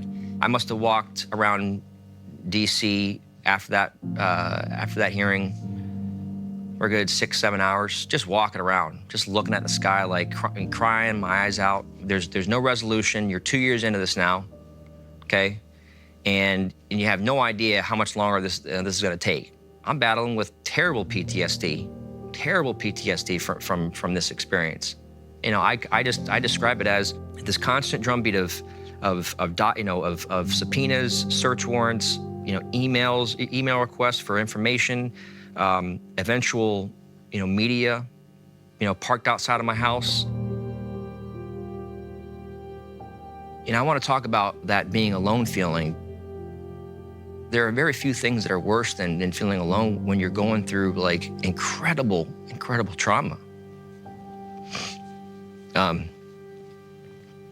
There's just so much that was happening, that I didn't understand at the time, I didn't really understand the concept of the deep state. I didn't understand, that the Department of Justice can indict a ham sandwich concept. I just, all of a sudden I'm hearing that my father could potentially go away to prison for 15 years. I remember the conversations that I had with my mom about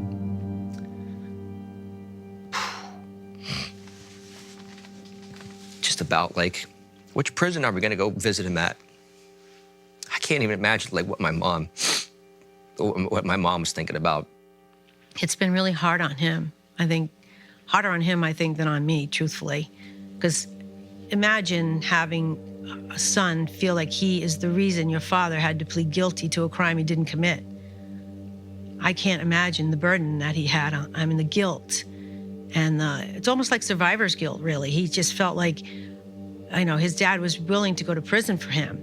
I didn't believe it. I just didn't believe it. It took me years to understand, he was doing this to basically save me. If I wasn't there, he wouldn't have done it. He'd have kept fighting. But it's like I understand.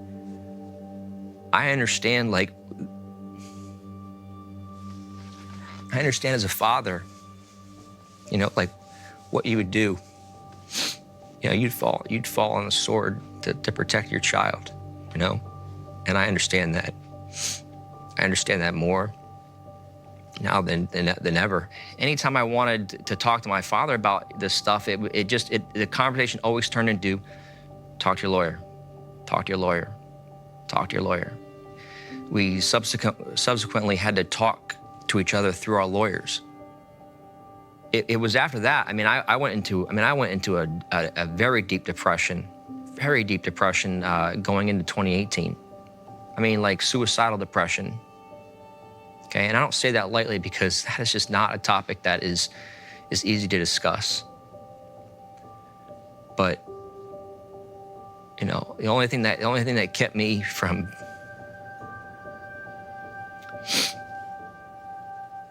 the only thing that kept me alive was my son.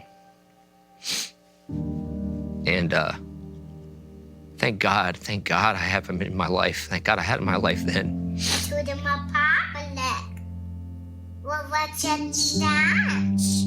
One nation under God, and the reservoir of liberty and justice.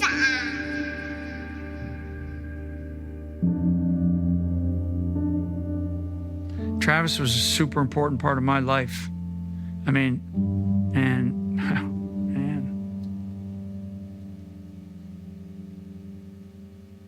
little peanut just turned 6. When he, it's like,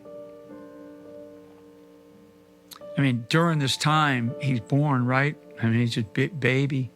And I would hold him, and his innocence reminded me about just everything that was good in life. Everything. The innocence of a child, the innocence of my grandchild, just reminded me of how important, what it is that we do on a daily basis is. And one of the ways that you live your faith, and I like to believe that that's the way I live my faith, is through my family, is I love my family. And I'd do anything for them. And I want my family to know that. I want my family to know that I would do anything for them. And definitely my own kids. And I think with Michael, he feels the same way.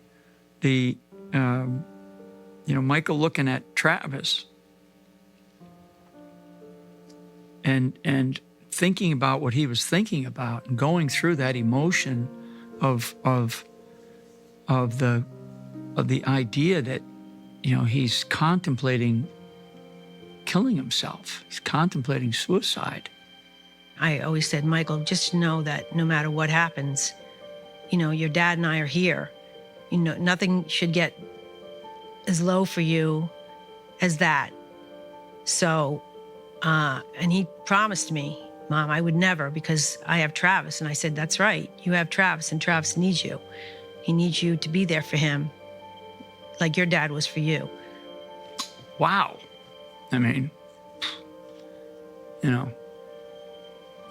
So for people, and maybe this is how I adjust myself, but for people need to understand that life is so fleeting, so fleeting. What you're looking for is you're looking for love. You're looking for, is there love there? And I know for me, and I know for Michael, that we found it. We found it. We found it in each other. We found it in our families, and I found it in my son, and he found it in his son, my grandson. And I thank God that he did, because I don't know where I'd be today if that had ever happened. And I don't know what I would have done. That's just something that's, I can't even contemplate it. It's just unimaginable to me.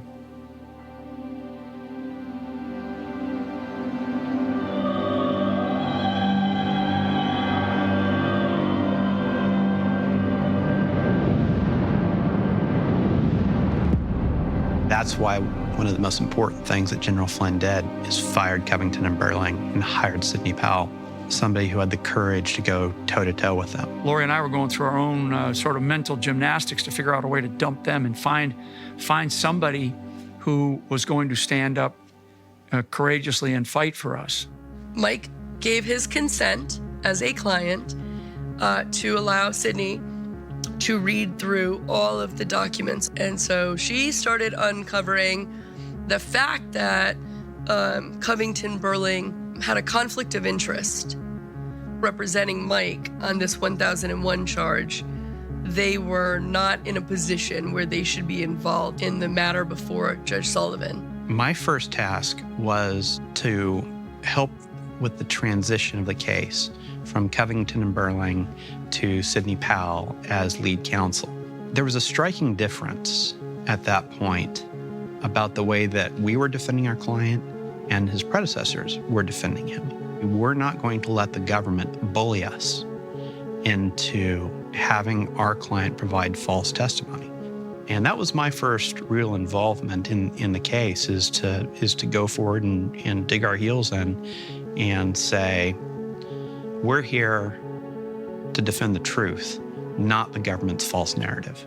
The decision then was not to get this judge to lessen my sentence. The fight now was going to be, we're going to pull my guilty plea. Particularly in this case, the amount of exculpatory information that was coming in. Yeah. I mean, I saw all of it. I was stunned with it all. I mean, it went on and on and on, and you could see through the time period of Michael's case and his dealings with the attorneys, you could see the case literally unfold as new information came out.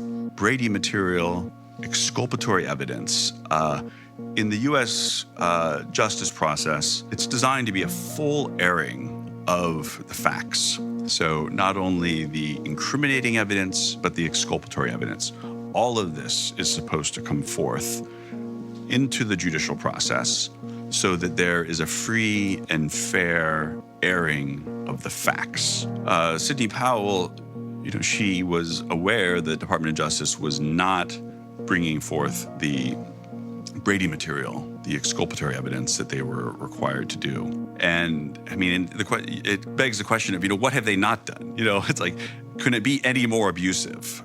The Department of Justice Inspector General's report on FISA abuse came out like a couple of days after that 18th December hearing. My briefing and debriefing of DIA for my Russia trip came out after that. I knew about the briefing and debriefing, but it was all classified. So I'm like protected. I let my lawyers know because it's a lawyer-client privilege, but it's classified the fact of what I was doing. But now it's public. There were more and more, answers to questions that I had that started to get kind of produced as Sydney started digging into my father's case. Like, for example, like the reaction of the lawyers from Covington and Burling after my father pled guilty.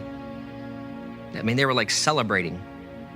There's texts of them talking about, and emails, talking about how great of a job they all did that they were able to get him to plea.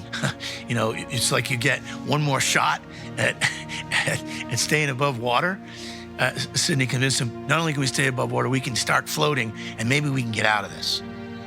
This is a lawless process.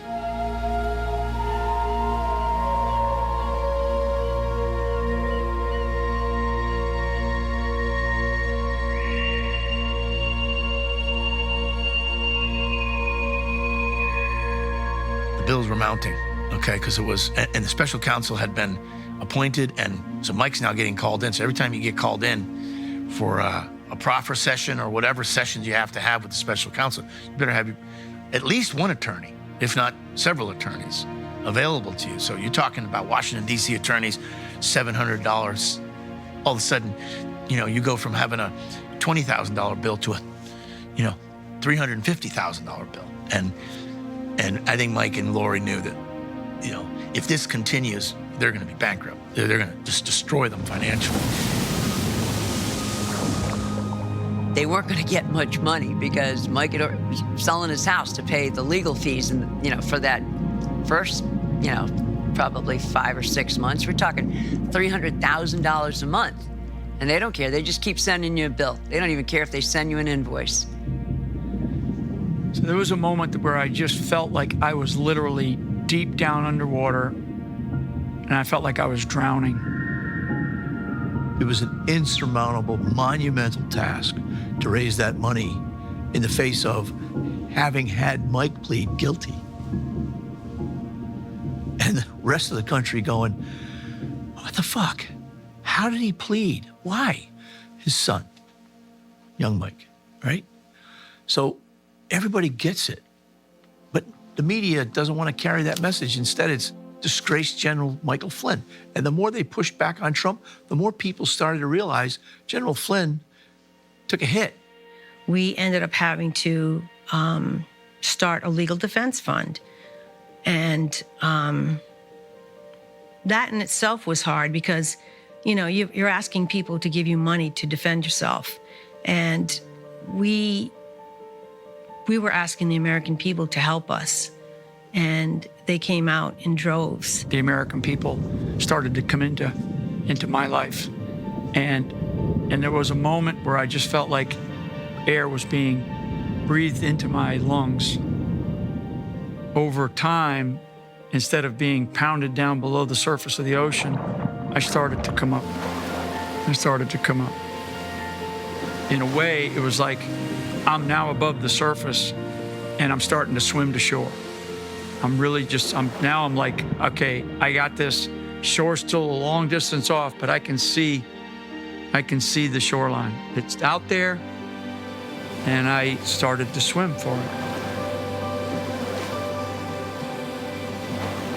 And these supportive people, God knows where they came from, these American people. He calls it buddy breathing. I've heard him say that. Being able to come through financially with this giant burden of the federal government on his shoulders and be able to support, the legal action that was incredibly financially burdensome to any other person. I don't know what you would do except to end up in jail. We had to outsmart the FBI, the CIA, the DOJ. We had to become our own. The Flynn family became investigators. We had to read every document, and we had to look deeper, and we had so many great people started helping us, though. Once they saw that we weren't going to stop, that we were going to fight, we were getting letters, like hundreds of letters every week. Just when we were getting like to a low, there would be a FedEx box coming into the door with like hundreds of letters, hundreds of cards, rosary beads, little things to just make our life a little bit more pleasant. We would take them out and read them, and we would say, this is what it's all about. This is what real America is. These people are, talking about things that happened to them with their families. My husband or my son or my brother, this happened to them when they did this. And it was really cathartic to read all those letters. It was a great thing to look forward to. Like every other week, we would get a big box. And we amassed probably 7 or 8 big Rubbermaid bins of them. And Mike would sit down after every box we got and wrote a thank you note to every single one of those people. And some of them became pen pals. They would write them back, and he would have to write them back. And it was kind of a neat thing, really. But it was sort of his, I think, way to get through it, too. He would read something, and he'd say, you got to read this letter. Or I'd read it, oh, you got to read this letter. And they were just great, great letters, tearjerkers, a lot of them. But it really did open our eyes to what America really knows about what's going on with his case, because they came from everywhere, some of them overseas, So it was, it got us through a lot of the tough times. It really did. Is it true he went to the 99 cents he loves? Tell me about that. Well, it's not 99-cent store anymore. Now it's $1.25. But yes, we would go in there. He would get this like cards for $1, and you could get like a pack of 8 or a pack of 12 for $1. So why not? We just put about as many as we could in the cart. We always got the ones that had the American flag on them, but he'd go through them so fast. I ended up having to order them from somewhere else so we can get like a pack of 50. I think it says a lot about what the American people were wanting out of this. They were looking at this as, this is their fight. What Flynn's going through, what the Flynn family's going through, is the fight of the common American people against a broken, corrupt justice system. Many families have dealt with broken, corrupt justice system situations. And many people empathized with that and they realized they weren't some wealthy family, West Point grads. We were a bunch of street kids, okay? It just happened to be in this situation and happened to band together to fight against this absolute evil. First of all, you got to understand a little bit about who Jeff Jensen is. He's a former FBI agent who then became a line prosecutor, who then became a United States attorney. So he's somebody who fully understood the workings of the FBI and the workings of the Department of Justice. So he's not someone that the bureaucrats could hide stuff from using their bureaucratic tricks. And the most important document that was written as a result of his investigation was on May 7th, 2020, when the government moved to dismiss the Flynn case.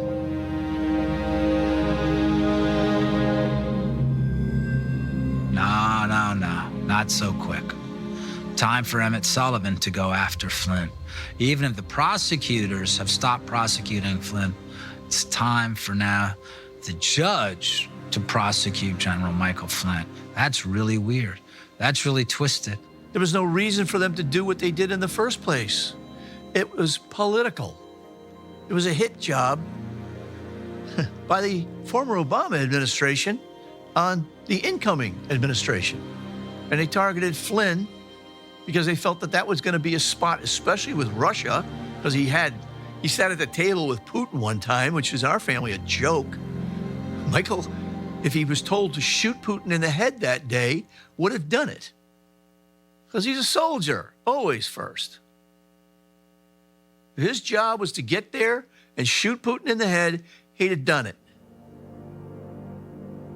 There's something else that's a part of the story that I don't know has been told that I think needs to be told. And that is President Trump offered a pardon in the spring of 2020 before the government's motion to dismiss, and actually before most of the exculpatory information had come out. General Flynn had an opportunity then to put all this behind him, but he didn't want the pardon. He wanted to be fully vindicated through the government's motion to dismiss. And Sidney had the guts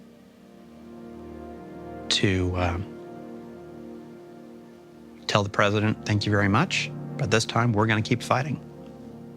As a result of that, the full exposure of the government's misconduct against General Flynn came to light.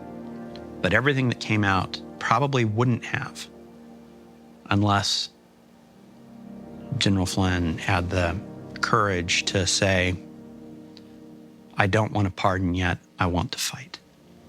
I'm really proud to be on a legal team that supported him in that. Had anybody heard that? I don't think so. I had to get permission from the client to tell it. We were praying to God that we didn't have to use a pardon, but I knew that Sullivan was waiting for the election to come. And if Biden had won, which he did, and my husband hadn't gotten pardoned from Trump, they would have somehow figured out a way to rescind any kind of dismissal and take him back into court and retry him or whatever. I knew that was what his plan was. That's how vindictive that judge was. And I was grateful, but I was also sad because it should have never came to that. My husband didn't need a pardon. He didn't do anything wrong. And so the pardon is kind of one of those things where it's a little bit bittersweet.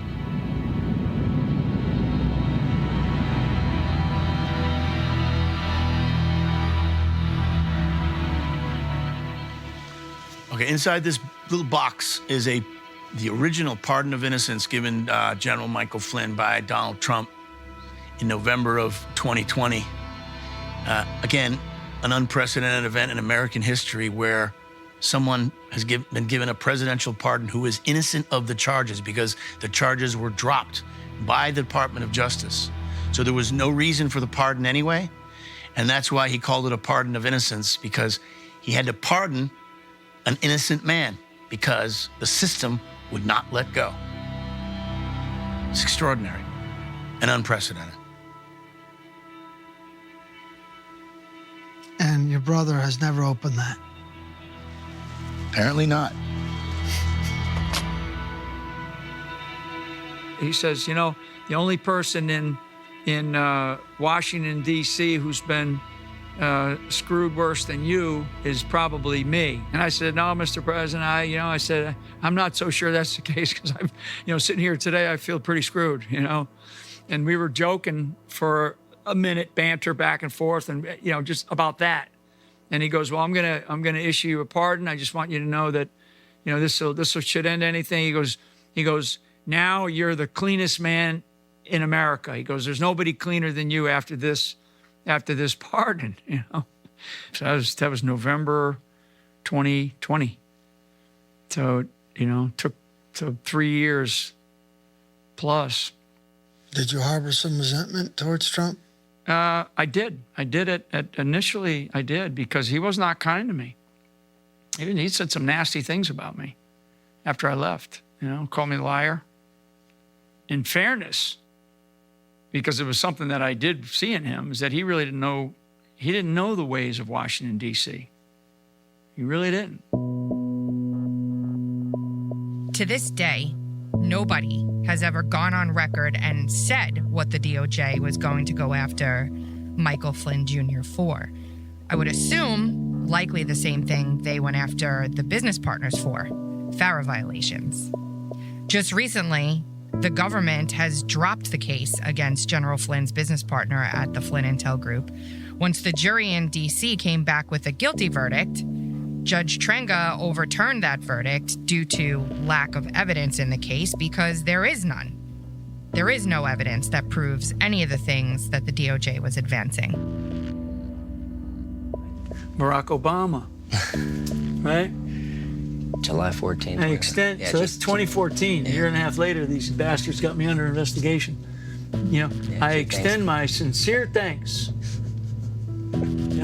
I want more people, even if they don't say, I like that guy, I'm on his team now, I want them to understand what happened, to understand what happened to him, and to be able to at least give him the respect he deserves, even if they don't agree with him. That is the bare minimum.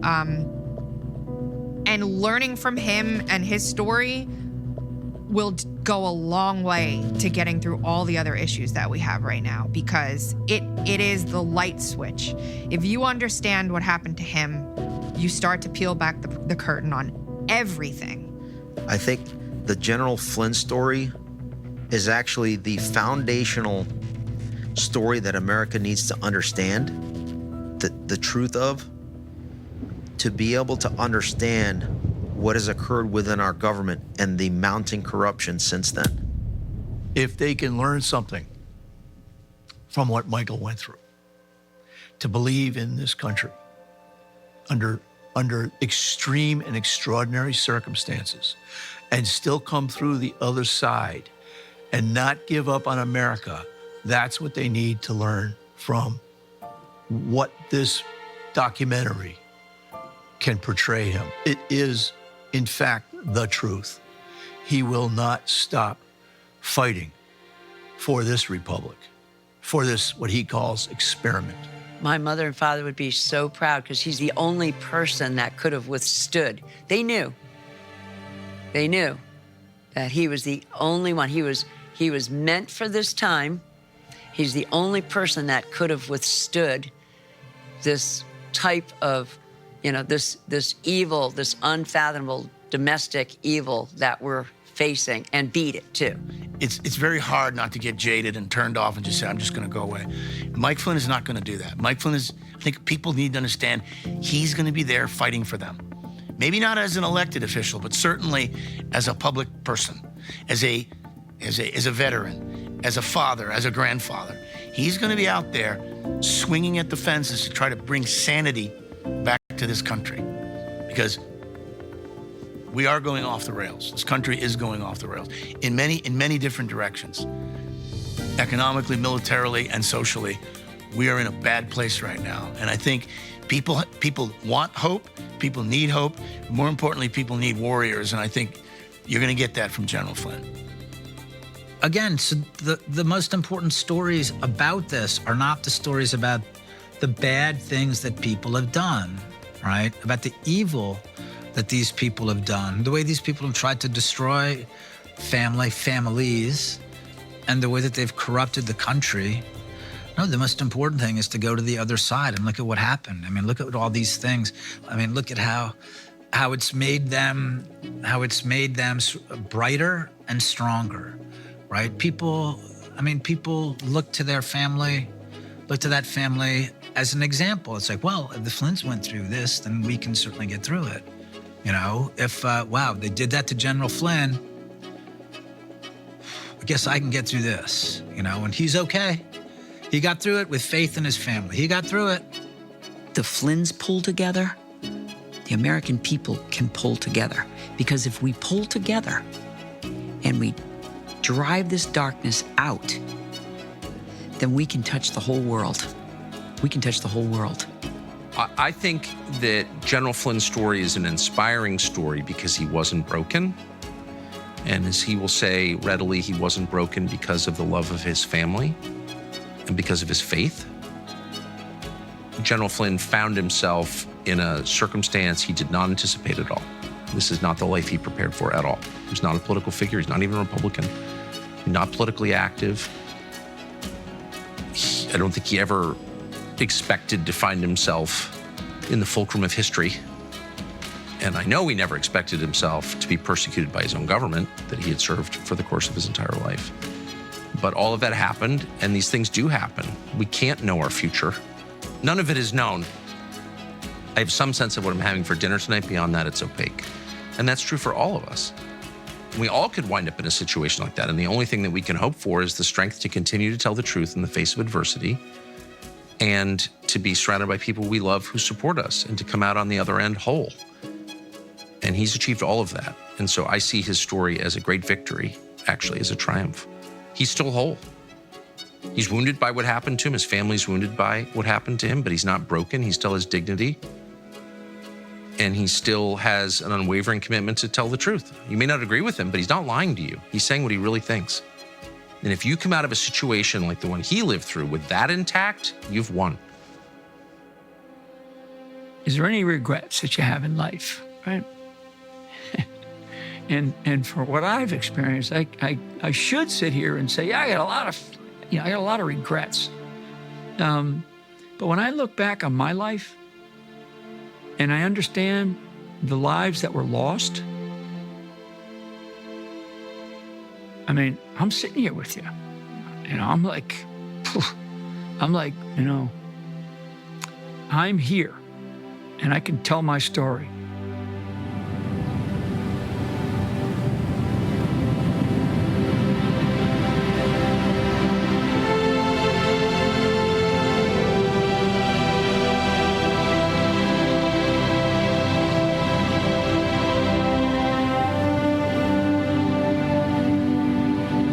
General Michael T. Flynn and his son, Michael Flynn, Jr.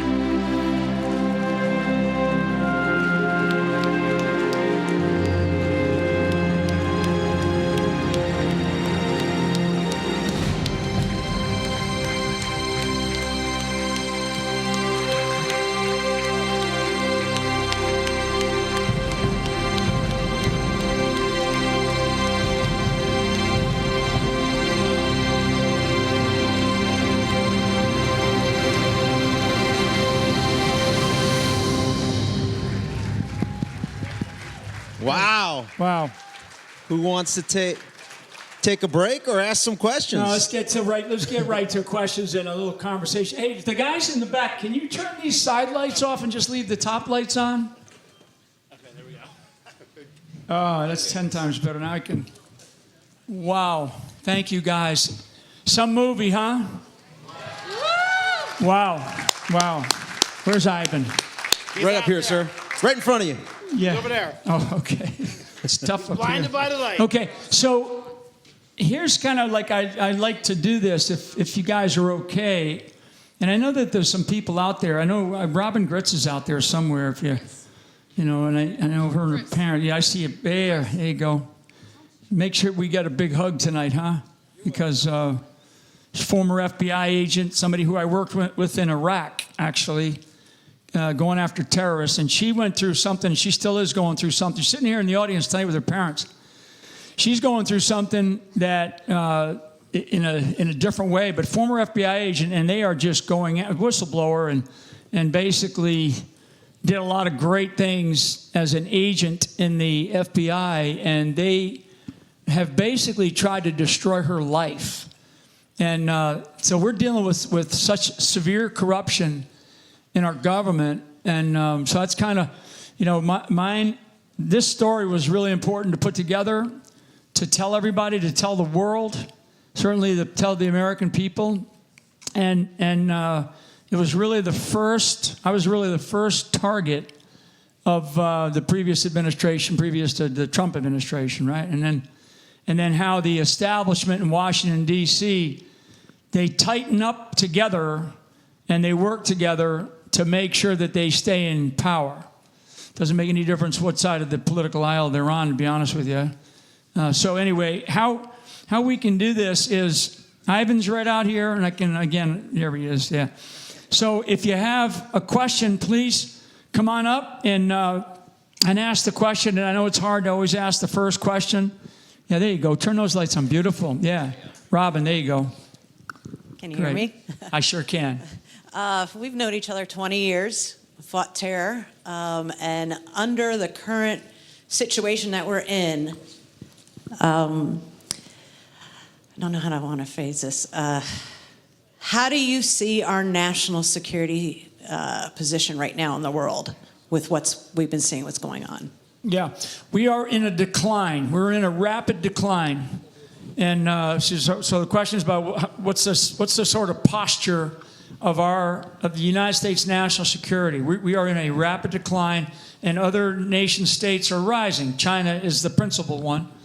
Now we can kind of kickstart ourselves back up by refocusing our military, by refocusing some of the domestic issues that we're dealing with right now, as everybody feels the pain of the illegal invasion that's going on, the rise of domestic violence in this country with things like the fentanyl crisis and other problems. I mean, I'm another part of my life, I'm involved in anti-child trafficking. Child sex trafficking and child slave trafficking is the #1 crime being committed in this country today, not drugs anymore. Drugs is like minor league compared to that. So we have a moral decline in this country, and that is part of our national security decline. People around the world clearly see it, but there are still many people in other parts of the world, like I was with some young leaders out of South America about 2 weeks ago, and they're like, they desperately want to see Donald Trump win the presidency because they see America as still that, as was said earlier tonight, still that shining city on the hill, right? That actually, when you talk about shining city on the hill or a city on the hill, that, you know, everybody remembers Reagan saying shiny city on a hill. It actually comes from Matthew and comes right out of the Bible. So we have to remember what we chose as Americans, okay? You know, when you think about faith, you think about, you know, God really chose Israel. You know, that's sort of the biblical choice that was made. And this is all part of the same answer to your great question about this, you know, what's our posture globally? And when we are strong as a faith-based nation, and I'm not talking about Christian nationalists, all this stuff. I mean, yeah, I'm a Christian. If being a nationalist means that I love my country, I'm a nationalist, right? So I've been called every name in the book. If you have an ugly name, I've been called it publicly on the front page of every major newspaper in the world. And I could, it actually is a badge of honor. So our nation is in a rapid decline. And if we don't get the right leader back in the White House, if we don't get Donald J. Trump back in the White House, then all bets are off, folks. All bets are off. So if you're looking to have if you're looking to vote for your pastor to be the president, forget it. Okay? No, and I'll guarantee, like, I'm a Catholic, so priest, right? Nobody's perfect. And people have to get over this notion. And we have got to get strong, smart, disciplined leaders in the White House, and then, of course, sprinkled in other parts of our government, to grab hold of this thing we call the United States of America in order to get ourselves back up on the top of that world stage. And it doesn't mean to be the bully on the block at all. It means to be seen as this humble, God-fearing nation that is capable of taking care of itself first. That would be called America first. And then we can help out, other parts of the world, right? I mean, I'm in the throes of helping a lot of people down in North Carolina and now Florida. And we've been going at this hard for about 2 weeks. When there's a big old earthquake or some crazy, Mother Nature event overseas, the Americans are there like in spades all the time. We're like in droves. We show up. We send people over. I mean, I've been on some of those, it's certainly from our military, but also I've seen a lot of first responders go overseas to help others. And not a lot of people knocking on our door right now. Okay? Not a lot of people knocking on our door. Because there's no door to knock on. Because the guy, Uncle Joe, is sound asleep. It's past 4 o'clock, right? So, anyway, that's Robin Gritz, tremendous, extraordinary FBI agent. Thank you so much, Robin, for your service. And she's continuing her fight. And hopefully we get back into the White House. We can take that fight to the next level. So thank you. Yes, sir. Do you have a question about the movie? I have a question for General Flynn. It's okay. First, General, thank you for your service and what you had to endure. Is there any chance that should the election go in a positive result, you would get your rank reinstated and sit at the head of a military tribunal to not only drain the swamp, but imprison the swamp, and on a few occasions, execute the swamp? I really want that.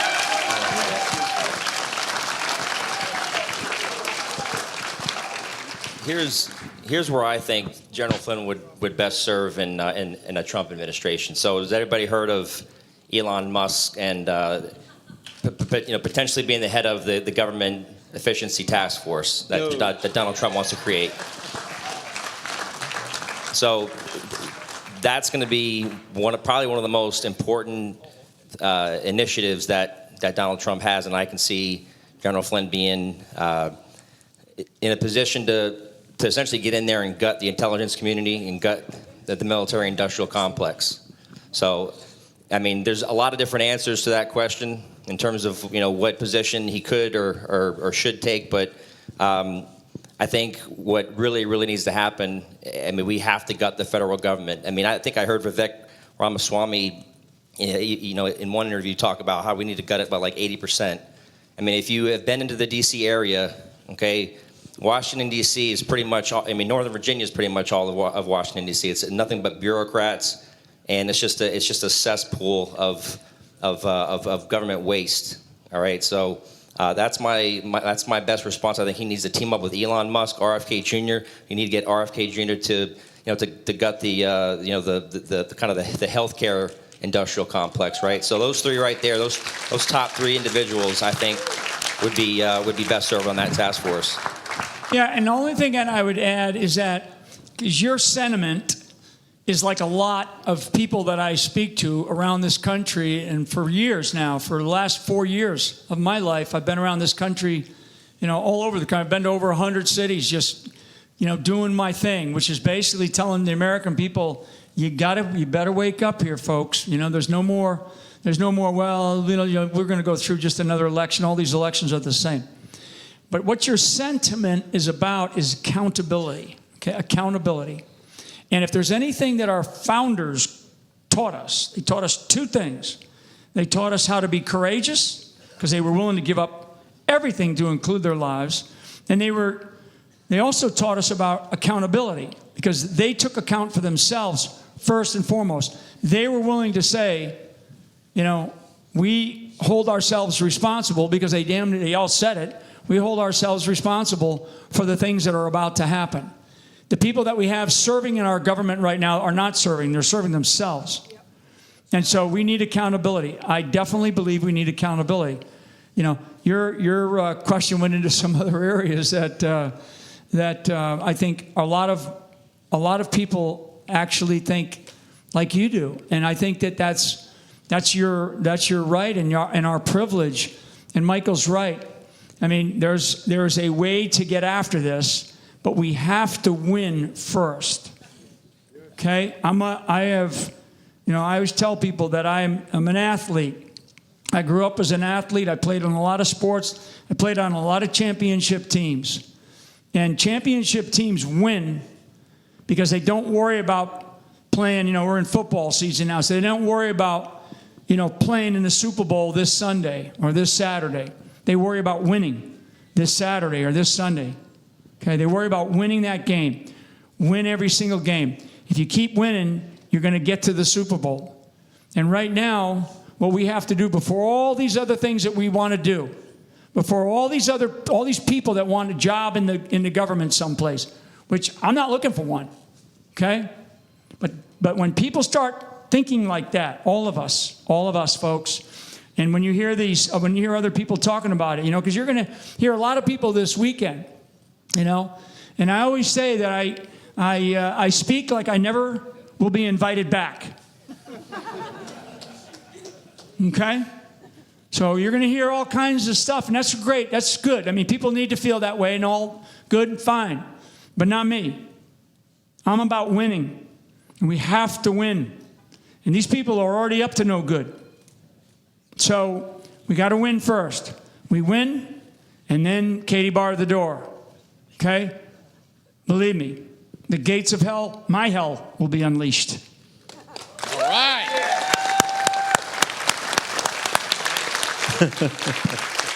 Sir, come on up. Go ahead.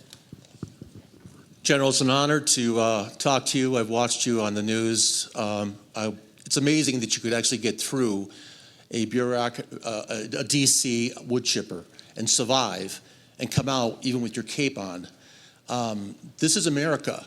The people around here, small town America, we're offended and we're aggravated and we're furious that our government has turned on our heroes. And my question to you is, I have two questions. When you came above the water and you could catch your breath and you were swimming to shore, the analogy was well put. Who do you fear more?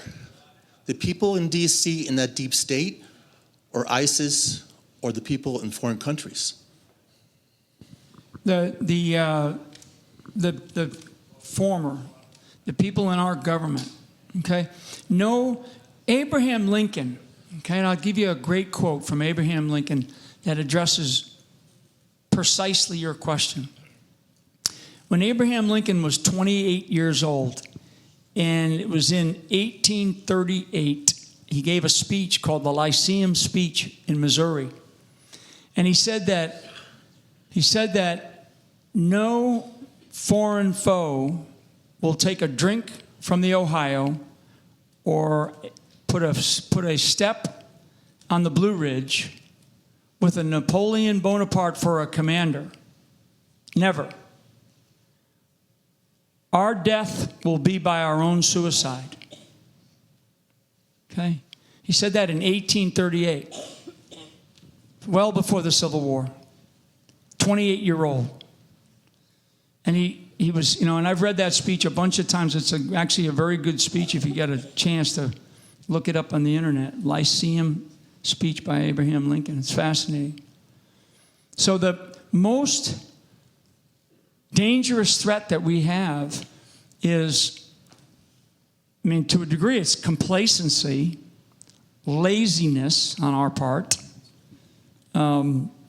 figuring, somebody else will do it, right? Somebody else will do it. Somebody else will take responsibility and go do it. Let them do it. Let the politicians do it. That's dangerous. But this, and I'm not a big fan of this word, but it's the right word. This insidiousness inside of our government right now. And I think what we've all seen, especially with what's going on with Trump, I mean, what we've seen is how far down this thing goes. Okay? This deep level of corruption in our government, how far down it goes. It's not just, a sprinkled few in the Senate or the House or the White House, or some of these departments or in the judiciary. It goes down pretty deep. And so that's the foe that I fear. It has this sort of chokehold on our nation right now. No enemy overseas. Trust me. I mean, you guys know this up here in Pennsylvania. Nobody's about to attack this country because they know they get their asses kicked. Okay? Now, because if they did, believe me, then that you would see the American people want to have a unifying force of Americans behind saving this country. But what we need right now is we need that unifying force behind, in this case, one man who they've already tried to kill a couple of times, not too far from here. Had he not, he just had 100,000 people back in Butler. That, whatever, the 14th, I think, of July, they tried to turn his head into red mist. Okay? And both of these individuals. And there's another threat out there. You following this other threat for these handheld shoulder-fired missiles from Iran? MiSAG 3, they're called. It's a real threat. Trump is negotiating. Trump and his team are negotiating to get Air Force aircraft to support his being able to campaign around the country. And people go, Air Force aircraft. Yeah, because Air Force aircraft provide close air support and support around his aircraft. And they're having the damnedest time. That should just be given to them. It shouldn't have to be a negotiation or even a conversation. So ISIS, piece of cake. China, and I hope they're listening, piece of cake. Russia, piece of cake. Okay? And as you've probably heard Trump say, and I'll say it tonight, the use of the word nuclear.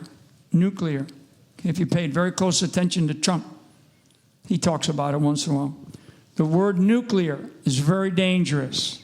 It's very dangerous. And don't ever let anybody say that, well, we got tactical nukes that can be, blown up just over here in the eastern front of Eastern Europe. There's no such thing as a tactical nuke. Okay? Look at what we did in Nagasaki and Hiroshima during World War II with atomic bombs. Okay? These tactical nukes are 25 times the tonnage of explosives than what we dropped in just those two cities. So nuclear is one little component that I get very, very worried about.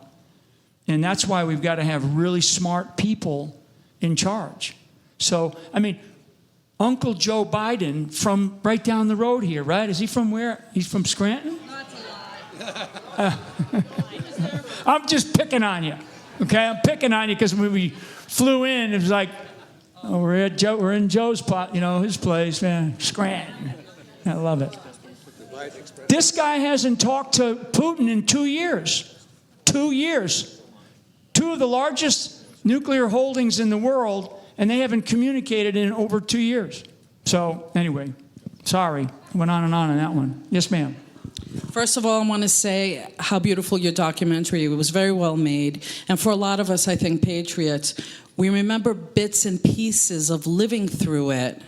And surely you connected the dots, and we clearly understand what happened. Secondly, I just want to say that it's beautiful to see such a strong family of unity together, that you can go through hell and back with your wife, with your son, with your brother, your sister, and know that you did nothing wrong, and no one abandons anyone. And that is an example to every American family here.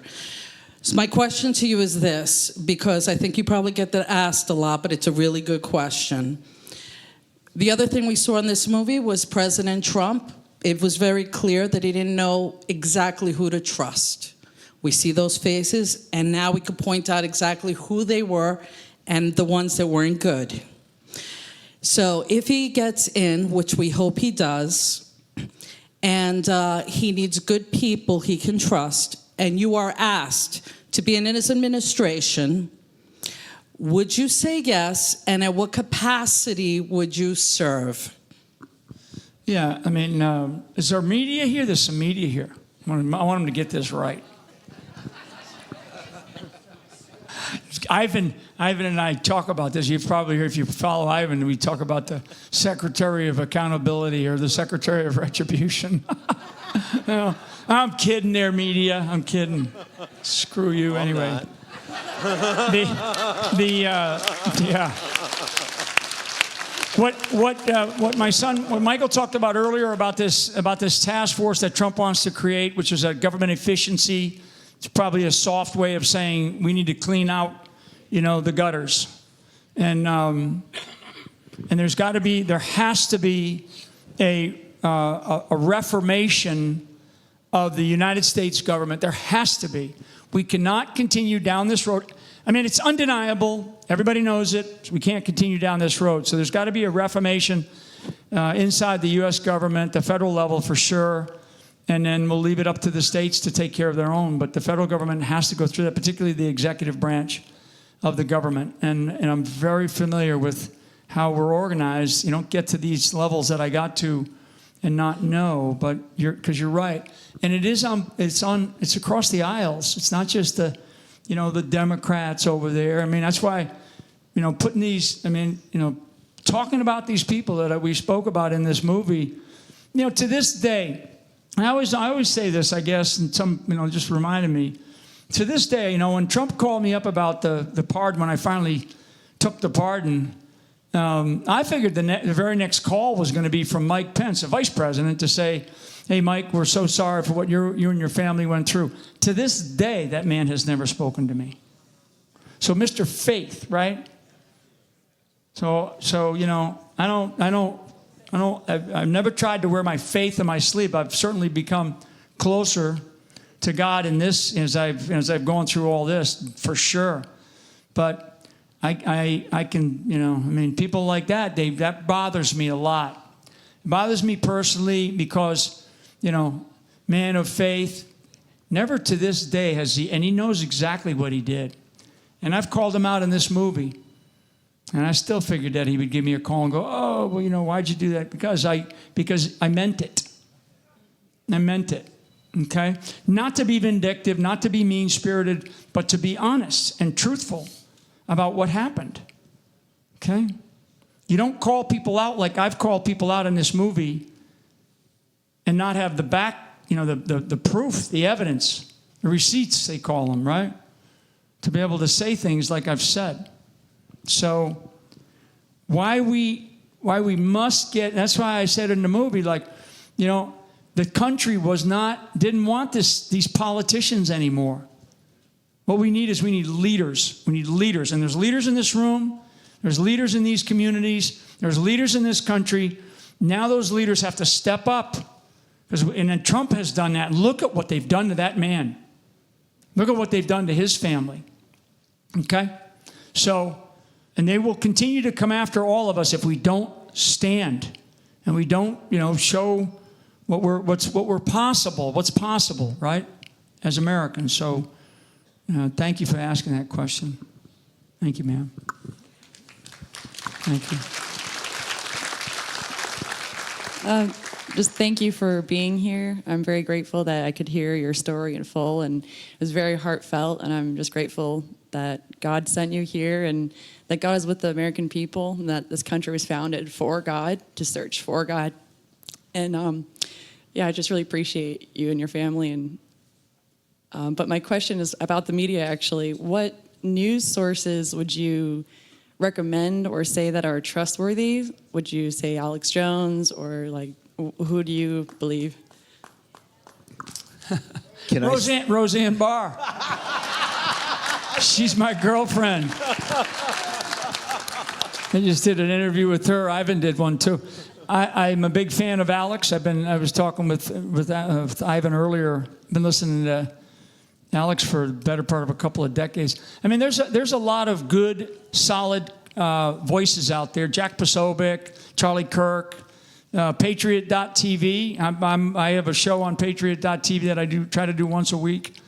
But Patriot.tv has like Sam Sorbo and Joe Pags. He's great. Does a 3-hour show every day.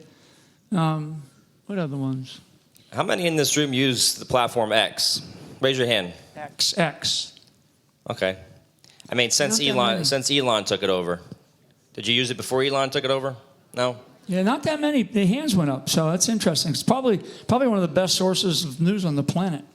It's just it's a great platform to follow people, not necessarily organizations. I mean, I will tell you that I cannot stand.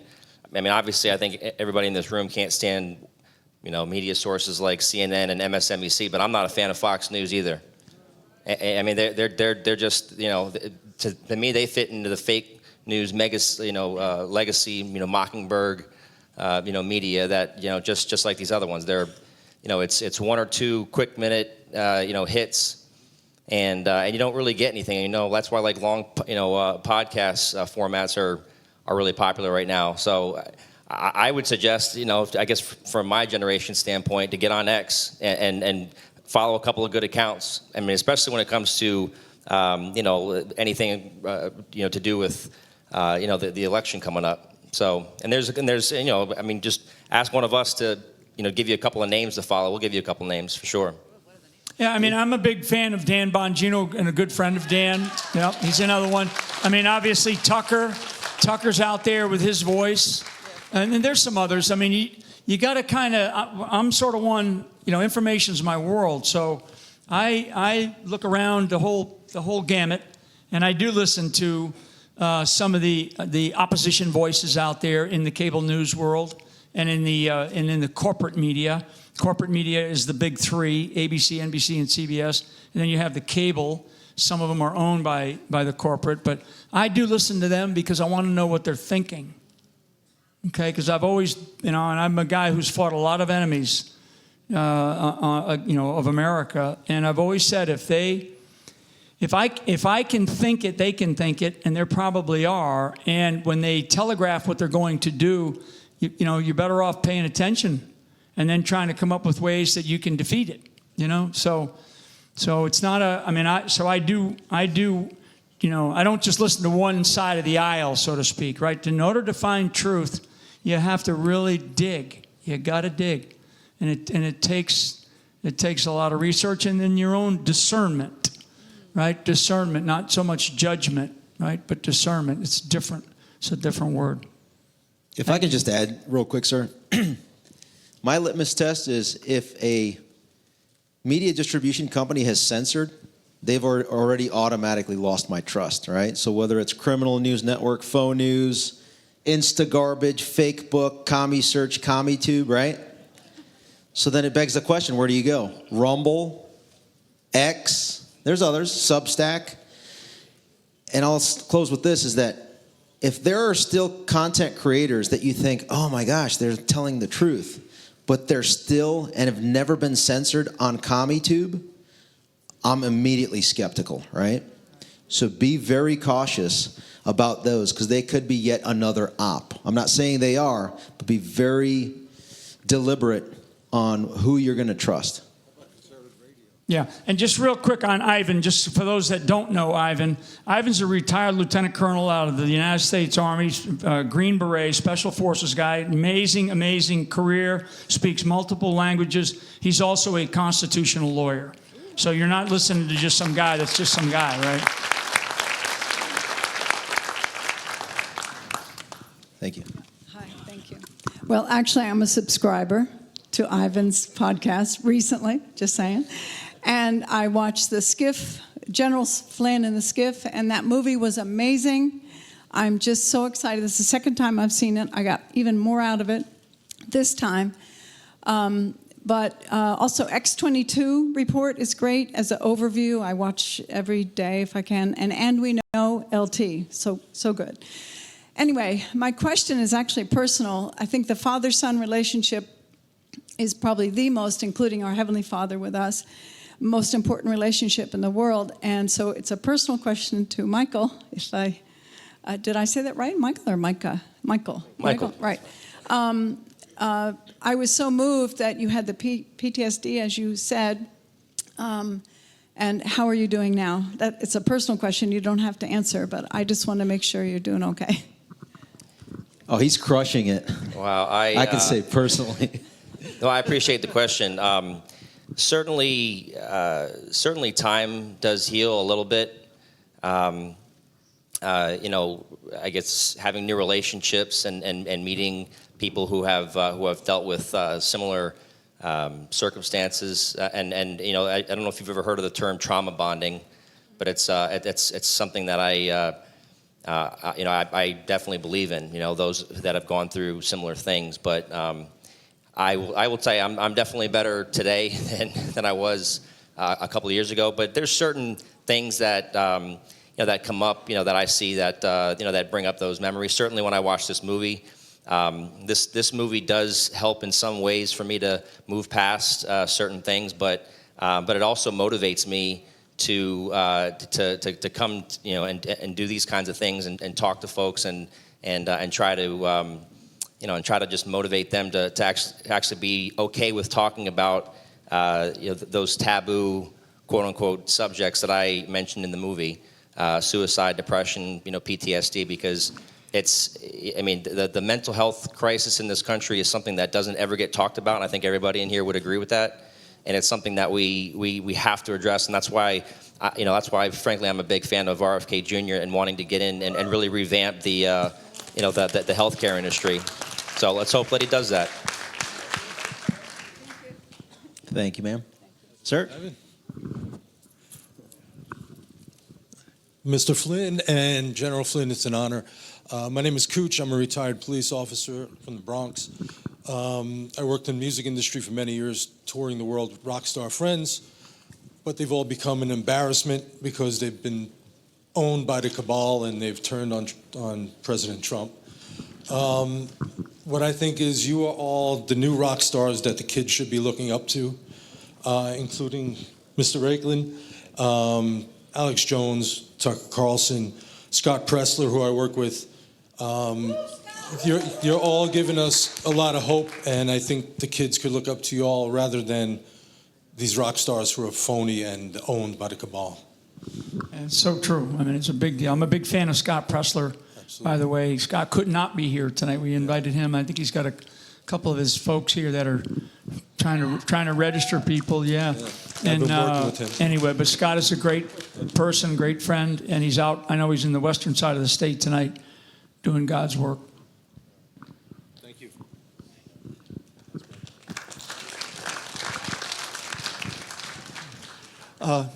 Good evening, General Flynn, and appreciate it. For an old vet that's getting old and a little too wide. Anyway, I didn't think I'd be so emotional. Sorry, give me a moment. Take a deep breath, please, and just take your time.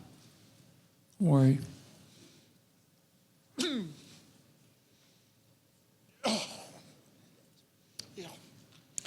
Anyway,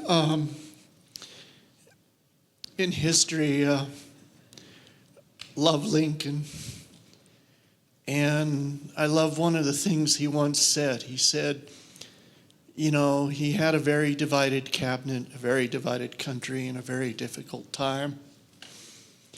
And he went through things and suffered a lot of depression. And one time, after Lee surrendered and the South surrendered formally, all his cabinet and all his advisors were wanting to take retribution on the South. And one of them said they're their enemies, and his comment to his cabinet was, well, if I make my enemies my friend, have I not defeated my enemies? And it reminds me of where from the Bible it says, vengeance is mine, thus saith the Lord.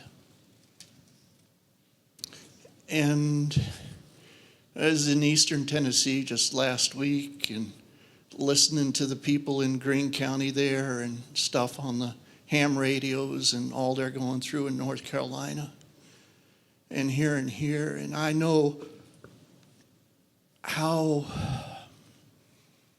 abused and how wronged the innocent people of this country have been, and you're one of them. And all of us are in those long, dark nights when we feel there's no one there. So my question to you, quite simply, and to your son, is could you just tell us a little bit, because each of us are in our own little foxhole somewhere, and sometimes we lose the friend next to us and we feel all alone when we're fighting these battles, whether it's our local, state, nation. But what advice could you give us that are sitting there in the foxholes that have been there for many years? And I appreciate it. Thank you.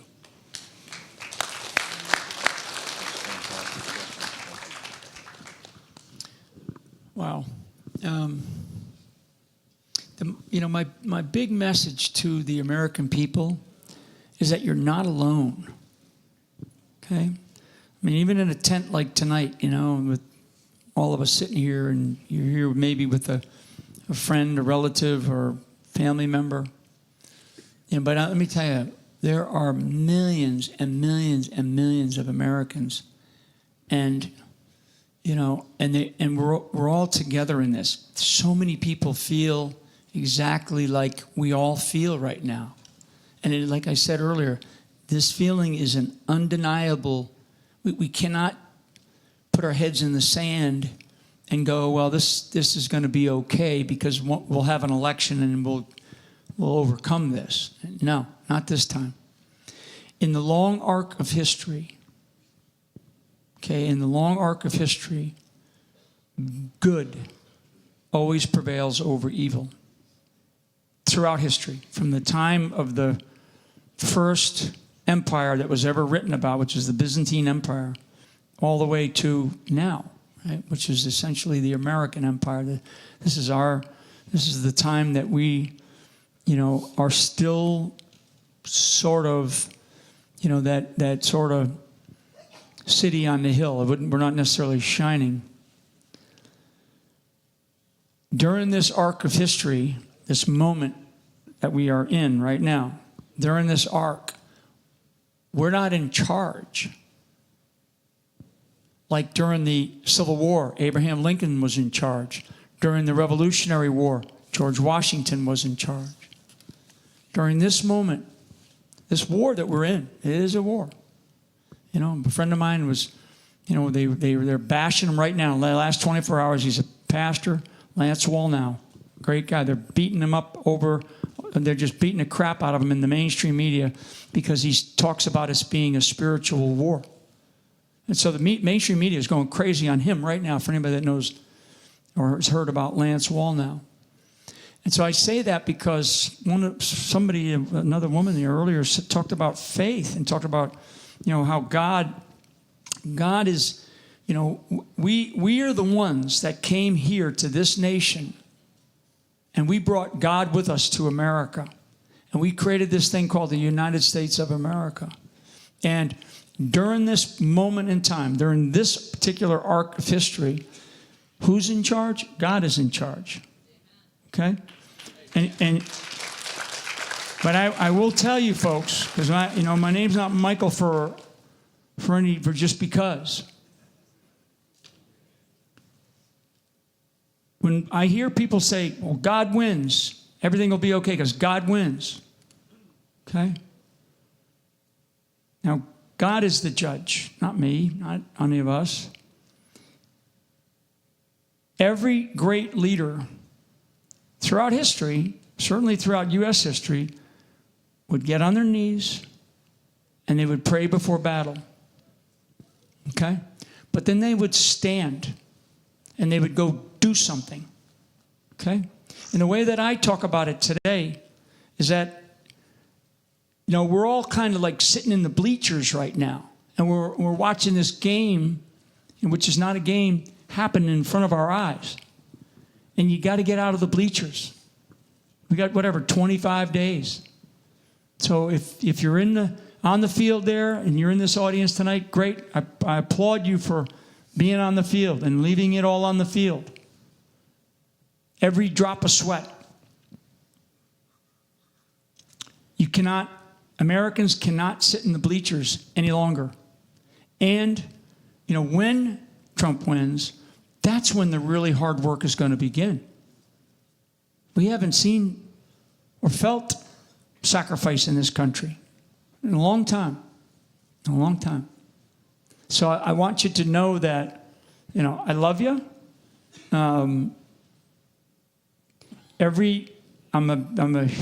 Life, right? Every life is precious. But now's the time to stand.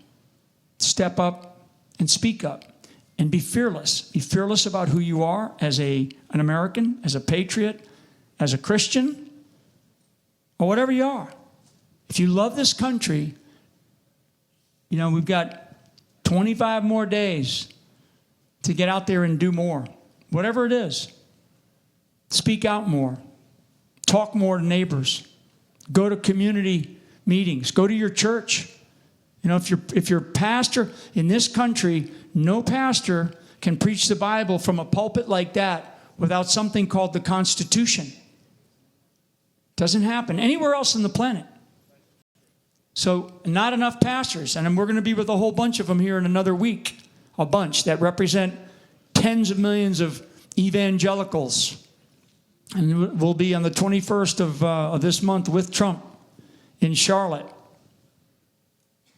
To sit there and go, okay, folks, now's the time. Because if we go in another direction, those pulpits go away. They go away. Because they don't want God. These are dark, soulless people. And you need to understand that. Because that's what communism is. That's what Marxism is. And we will become the United Socialist States of America if we don't wake up in this country. Okay? And I mean that. Believe me or not, doesn't matter. But I have enough scar tissue, and I have been all over this planet and dealt with some of the worst of our enemies. And as I gave a lousy answer before, the greatest enemy that I have fought is right here at home. And it's evil. It's evil. It's not a Democrat or an establishment or a bureaucrat. It's evil. And now is our time to stand up against this evil. So God bless you, sir, for having the courage to ask that question. Thank you. Thank you, General. And one old vet reporting for duty.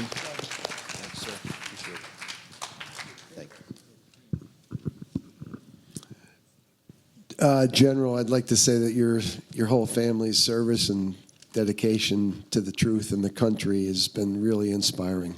I wish I had followed it closer. Almost embarrassed that I didn't. Thank you. I have a couple real quick questions. Number one, aside from the books that you've written, you're obviously very well read. What are your favorite books? One or two titles? And number two, why wasn't Reagan so persecuted for Make America Great Again as Trump was? And number three, you were in the protection business. You can argue, why was the sniper on the roof? Whose responsibility was it? My question is, why was Trump allowed to come out to speak, and why haven't we heard about who made that decision to let him come out and speak? Wow. So I'll go backwards here if I can. I used to think that the Secret Service was like a real high quality organization, but the culture inside of that organization is clearly needs to be cleaned up. I mean, it definitely does. Any organization that this DEI stuff has touched has permeated down to a level where there's just not this openness that needs to happen, and that whole investigation, the American people need to know. Trump certainly, he does, and that's why they're demanding more and more security support for him. I'm not sure Reagan had "Make America Great Again." Reagan was America first, but for folks here, America first has been, that phrase, that bumper sticker, America first, has been around since post-World War I. So it sort of was first coined post-World War I because it was America first. We had won the Great War. That's what it was called. World War I didn't happen, didn't get its name until we had World War II. So it was called the Great War, and it was going to be the war that ended all wars, and America was going to, America first. And that's kind of where that phrase came from. I'm not aware that Reagan had a "Make America Great Again" slogan. And I forget what his slogans were or was, but I know that Trump is a different type of leader. Definitely is a different type of leader. He's all about a mission, the objectives to accomplish the mission, and let's get that done. And like I said at the very end of the movie, he didn't know the ways of Washington. Now he does. Now he does. And he's fighting for all of us. He's fighting tooth and nail. I mean, these people wanted to kill him, just like they killed Lincoln. So, as far as books go, I mean, my favorite is one of the ones I wrote, which is The Introduction to Fifth Generation Warfare, 5GW. And if you haven't read that book, you should read it. Introduction to 5GW, Introduction to Fifth Generation Warfare. It's called The Citizen's Guide to Fifth Generation Warfare. And if you read it, you'll understand exactly what we're going through. And it's the first in a 3-part series. The second part was how to fight artificial intelligence. And the third part is the role of the church. And if you get a chance to read through them, those are, the first one is really the foundation of what we are involved in right now. And it gives a lot of solutions about how to overcome it, how to get through this. Because this is a war, whether people want to, when you use the word war, the media goes, oh, he's trying to do this, he's trying to do that. It's all bullshit, right? I mean, it really is. I mean, it's a war. And we feel it.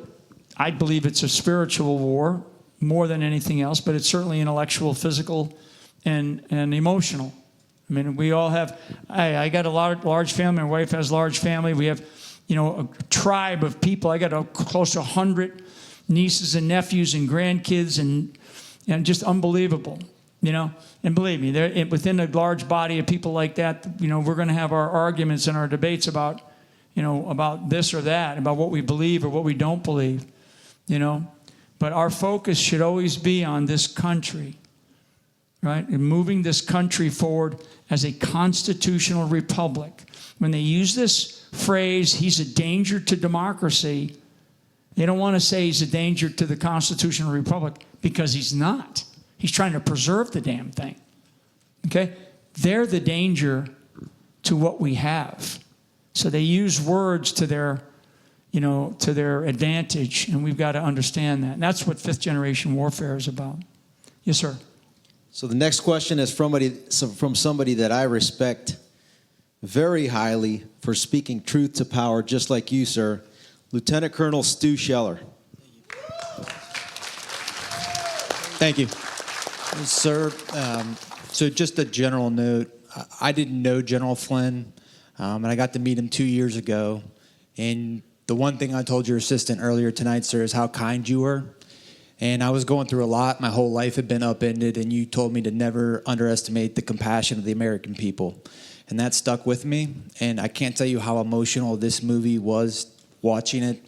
Some of the things that I had been through, some of the things the American people did for me. And even when I was going through it, all I wanted to do was serve my country, just be a good infantry officer, expect honesty and accountability from my senior military leaders. And I never got that. And I did end up in jail, solitary confinement for 9 days. And, I was mad at the whole system. So by the time I went to jail, I was mad at everyone. I was mad at every sitting president. I was mad at President Trump. I was mad at yourself. And it's really taken me coming through the backside to kind of see who's fighting for us. So this is more of a statement. I just want to say thank you for everything you've done. That movie meant a lot to me. And I just appreciate you still being out here and fighting. So that's a thank you. And then... Thank you, brother. Sir, my question is this, and I've thought deeply about this. Why is the military weak? We have the best young talents, in my opinion. We have $1 trillion annual budget. We have the best facilities in the world. The problem is we have weak leadership. And this is my diagnosis of it. If I'm an infantry officer, which I was, and I had 4 subordinates, 1, 2, 3, 4, theoretically, I ranked them the best, 1 through 4, in terms of infantry officers. But what happens is I say, hey, you were the best, but you kept talking up in the meeting. And we've talked about this. So you're going to be number 2, you're going to be number 1, you're going to be number 3, and you're going to be number 4. And so what any smart person realizes is they don't have to be the best at their job. They just have to be the best at getting their boss to think they're the best. And so what happens is a 4-star general over 40 years is literally the guy that has made his boss like him the most. And I see that problem across government ad nauseum. You're getting your boss to like you, and you're not necessarily being a performer. You're not necessarily telling the truth. In fact, telling the truth can be a bad thing in a lot of respects. And so if there is a panel of accountability, that's great. It's good to say. But my assessment of it is you need to figure out how to get performers to be set apart. Rather than just saying, you're not good at your job, that's fine. But if you can't get someone to rise to the top by being the best performer, then we continue to have the same problem. As Carter Ham, a 4-star general, watches Americans fight 1v1000, has 7 military options to respond, and he doesn't. General McKenzie, the list goes on and on. So my question is, how can we implement a system of performance to ensure that we get performers to rise to the top? Thank you.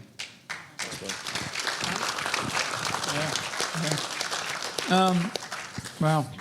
So our nations, and our military, not their military, right, or the government's military or the president's military, our military is designed for one purpose, okay? And don't ever forget this. Our uniformed military is designed for one purpose, and that purpose is to be prepared to fight and win, and the key word there is win, our nation's wars, period. That's it. That's the purpose. Not to, get into transgender socialism, not to participate in endless wars, okay? A lot of veterans, and there's a lot of veterans in here tonight. I met a bunch of you, and I meet veterans all the time. The last war that we won was World War II. Okay? And my father fought in World War II. I had a grandfather and my father fought in World War II. And both my grandfathers fought in World War I. My father also fought in the Korean War. I have a brother that served in the Vietnam era. My son, Michael's brother, serves today. Served 3 tours in Afghanistan. I have a brother who is also a general, a 4-star, commanding all Army forces out in the Pacific right now. So our nation has to reorient our military. That means leadership to win. Right? There's no You know, I mean, there's just nothing else in war. Not participating in endless, sadly, tragically wasting lives. I mean, a mother or father doesn't want to think that their child went off to war, and then all of a sudden, look at the messes we've left, right? I mean, just Afghanistan is the most distasteful thing, right? I mean, nobody wants to think that my child's going off to the military and then their lives are going to be wasted in some war that we don't even understand what the purpose is. But that's what we have allowed ourselves to do. And so the senior leaders, you know, most of senior leaders have just allowed it. You just sort of like, okay, we'll just keep going. We'll just keep, we'll get another promotion. You get through, you got to get through it. We can't do that anymore. We can't afford to do it. We can't afford economically to do it. Like I said in that movie, we spent more money in Afghanistan, a losing effort that we retreated under fire and left American citizens and soldiers behind enemy lines. We spent more money in that war than we did to rebuild all of Europe after World War II. It was called the Marshall Plan. I mean, think about that. The number is like, they say it's over $6 trillion. It's probably closer to 10 trillion. I mean, that kind of number goes right over most Americans' heads. Like, trillion? Shit, I ain't got $1,000 in the bank if I had an emergency tonight. So we have to reorient our military, and I mean like immediately, to focus on being a championship team and winning, and focusing on being well-trained, prepared, mentally tough, physically fit. I mean, I see it. Believe me, I see it. I watch it closely. And there's a lot of reckoning that needs to happen inside of our military. And they know it. The rank and file is ready for it. The rank and file is ready for it. That's why people join the military. They don't join the military to be losers. They join the military, and most of them don't realize it, but they sign on that dotted line to give their very life for this country.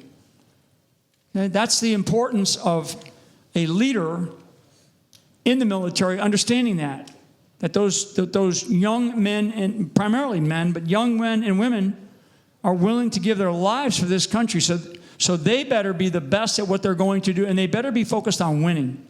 Winning. Warfare, there's no second chances, right? So that's kind of my attitude about it. So, we need to get back to that. We've got to get back. We can get back to that. We can definitely get back to that, but it's got to be the right leadership. Yes, sir. Thank you, General Flynn. Appreciate it. I'm going to do one more after this, Ivan, because I know I'm trying to watch the time here for these folks. First of all, let me just say that I lived through the entire thing when you were accused. I never believed a word of it. When they said treason, when they said traitor, I said no. No. Because the accusation doesn't match the walk. President Reagan said, "I've had it up to my keister." That was his byline. Please give my thanks to your family, each and every one. As I watched the film tonight, it reminded me that the power of an intact family stood up to the power of the deep state and was undefeated. Our God instituted the family, and no power wrought by the devil can overcome it. My question for you, sir. We have seen over the course of the last 4 years, clearly, Joe Biden is not running the country, nor is he capable of running the country. He is a senile old man and should be retired. Somebody's pulling the strings, and he many times has even said, I better not say anything, I'll get in trouble. He has said the quiet part out loud too many times. We have now been exposed to the campaign of Kamala Harris, and it is clear that she does not have the mental acuity to lead the nation, yet she's part of the Biden-Harris team. General Flynn, my question for you is, who's running the country? Thank you for that. Barack Obama. I take that answer.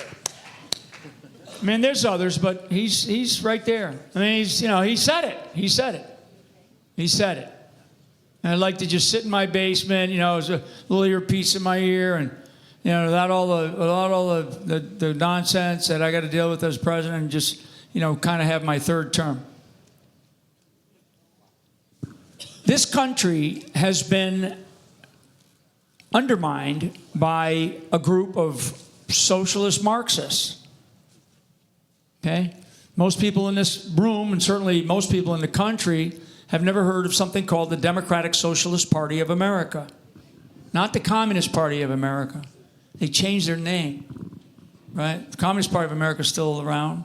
Been around since probably 1918, 1919. A guy by the name of Trotsky stood it up till Stalin had him killed.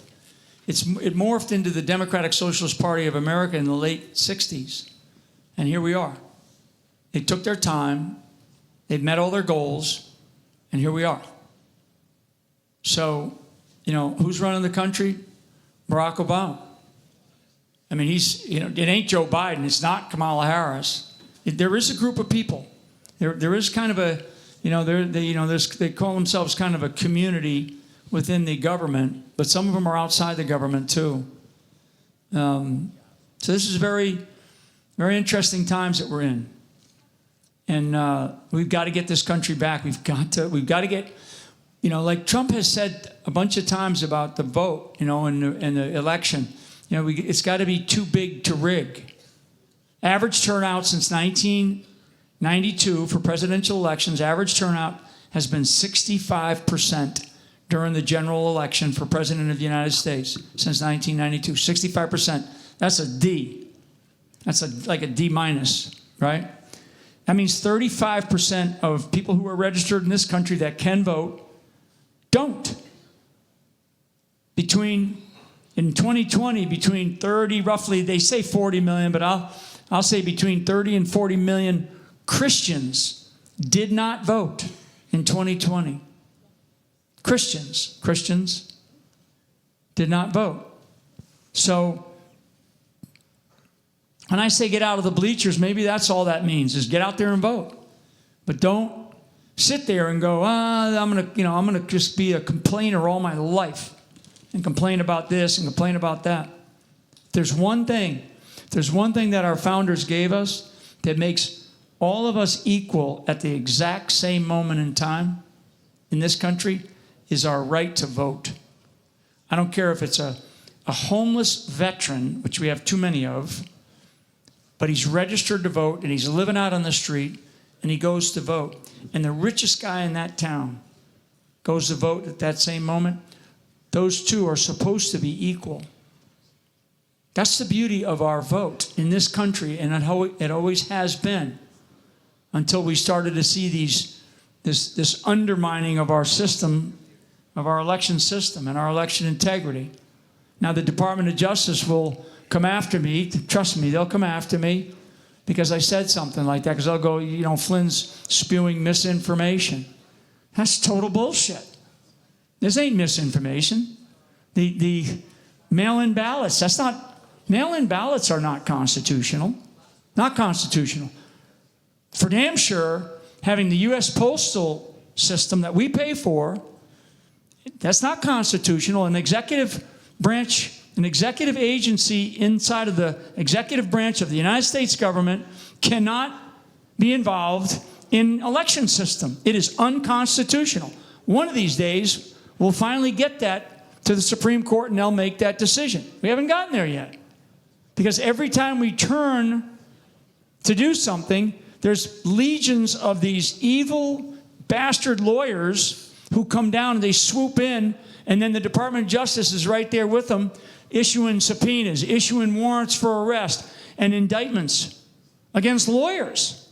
Not just against guys like me, but against the lawyers. I mean, they bankrupted Rudy Giuliani, Sidney Powell. I mean, one of the top constitutional lawyers in this country, John Eastman, he's probably going to lose his law license out in California, and they've got him indicted in some case in Texas right now. I mean, this is not normal. Not normal. So we've got to be too big to rig. We have got to show up like 80, 95%, and people have got to get out and vote. Thank you. Last question, sir. Well, I want to say, coming from Florida myself, I've been through quite a few of those storms, and we got to say thank you to your wife, especially for letting her have you come here to be with us. She texted me and said our water stopped again. It came on for like 10 minutes. It's unbelievable. She's tough as nails. Anyways, I see her, like Lincoln, he had a war going on between, and I hear murmurs that, like, both sides, Democrat and Republic, they feel like there's going to be another civil war. Now they make movies about it, and people are out there speaking about it.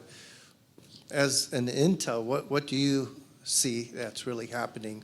Who's making this happen?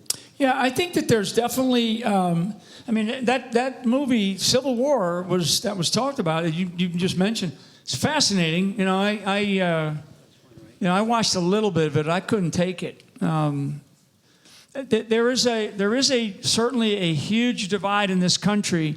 They make it as though there's like two competing sides, and it's really not. So the influence campaign, like I said about Sun Tzu and all war is deception. If you haven't, a really, really great movie to watch, a documentary. It's 1 hour. It's called Into the Light. Into the Light. Into the Light. It's a great documentary, and it talks about the Hollywood intel community and media manipulation of large segments of our society. So there's actually a very small group of people, they just happen to be in charge, and they tell the rest of us that, oh, there's half the country's over here and half the country's over there. That's not true. It's not true. Okay? The majority of Americans want to continue to have, freedom to practice whatever their religions are, freedom to get out there and speak freely. They don't want, most Americans don't want government intrusion into their lives. I mean, you see all these little activist groups pop up, right? Like all this stuff going on in Israel right now, in the Middle East, right? So you see all these college campuses where these Palestinian protests pop up. And we know that there's a lot of these same groups go around and they do these things. So what we're facing is actually a small group. But what we're facing intellectually is something that, like, most people go, oh my God, the country, we're divided in two. We're not. This is not like the Civil War. Who's in charge? No, don't forget this. Who's in charge? God is in charge. What does God want us to do? God wants us to stand on our ground. He wants us to stand on 2 feet. And he wants us to do what we do best, which is speak out, right? I mean, that when you read the Bible and you look at the story of Jesus, I mean, today they'd be calling him a modern-day domestic terrorist, right? So talk about persecution and vengeance is mine, as that one gentleman that was up here earlier said. It is. I mean, my father taught us, do unto others like they would have them do unto you. The golden rule, right? Like, treat others like you like to be treated. And that's what we ought to do. It's not so much about turning your cheek or something. I mean, at a certain point in time, you got to stand up there and fight back. But how do we do it? We do it in this country. We do it in this country by using the rule of law, right? That's how. Everybody wants to hear something different. Not me. I understand the rule of law. I understand our Constitution. I understand the history of this country. And I understand what good, solid, sound, smart leadership can do. And I pray. And I pray. But when I'm done praying, I'm here on this stage tonight in this beautiful location here in this great state of Pennsylvania. So I just want to say to all of you, thank you for hanging in there. Thank you for watching this movie. God bless you all, and God bless America. Thank you.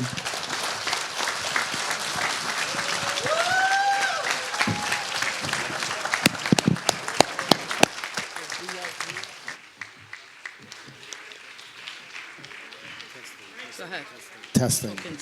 Testing. Okay, good. Guys, it's not over. If you guys could just give us a few more minutes. Real quick, we talk about persecution. And, we have Lieutenant Stu Scheller here, General Flynn. We have the J6ers. One of the things I work closely with Todd, who's outside, we have Trump honey in a bottle. If you guys want to stop by and get a bottle, we donate a portion of this to Stand in the Gap. Stand in the Gap is an organization that Sarah Maccabee founded. Her husband is the J6 sheriff. He's still in prison. What we're doing is this money that is raised is going to help build tiny houses in Tennessee, in Texas, to help the J6ers as they come out get reoriented. So it can add up. So before we go, we're going to have Chris come up here and sing one last song. When he's done with that, the VIPs, if you're going to want to get a picture, we're going to bring you guys up here one at a time, or groups, or if you're in couples or whatever. We'll do pictures up here real quick. You'll come up this side and then exit at that side. And then on the way out, see Melissa at the table, you VIPs, and you'll be able to get some of, put it this way, not everything came because of the hurricane. So if there's not enough stuff, Melissa will be taking your information outside and will be mailing your packets.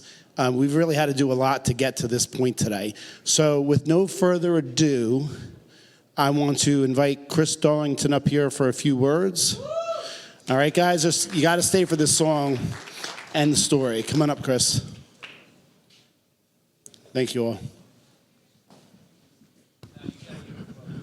Oh, that one. Okay.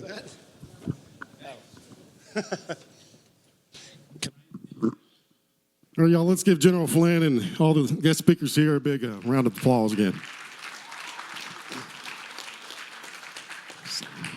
So the last song I'm going to do tonight, it's called Hold That Line. Like I told you earlier, I've been a deputy sheriff. It's my 19th year. Still currently a deputy sheriff. 2020 I believe was a rough year for everybody. I think we all agree that some crazy things have spiraled in the wrong way since 2020. And it's also hit hard for law enforcement. I feel like we were demonized as a whole. I know we got some knuckleheads in there, trust me. And I wish, there's always a bad egg in every dozen, but God's truth, I work with a lot of them, and most of us are good people. So I wrote this song to kind of uplift law enforcement, the spirits, to fight the pushback 2020, and it's called Hold That Line. But I think right now, in our country as a whole, we need to hold that line as we the people. We need to get it back, and hopefully we get it back with God's help. But here's this song called Hold That Line. Thank y'all so much.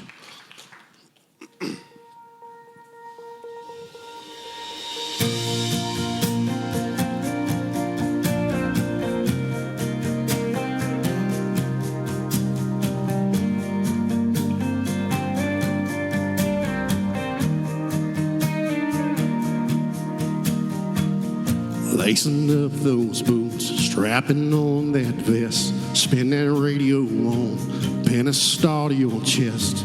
Just doing what we love, doing what we do. We kiss our family goodbye, before we go. Crazy world out there, only the good Lord knows. If we take that last call, the cavalry will be there to hold that line.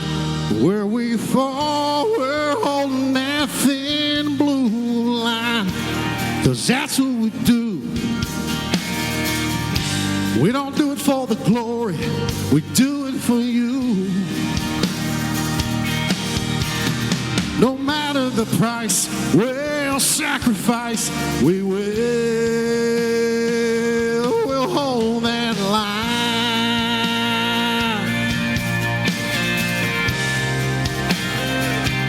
We'll hold that line. Yeah. Love us or hate us, we'll always be there. No matter the call, anytime, anywhere. Just do what we love, you do what we do. Blue lights and sirens, yeah, it's time to go. No time to defund us here. You should know that we're not perfect, we're human, we're flawed. Just save us some grace for the sake of us all. We're holding that thin blue line, 'cause that's what we do.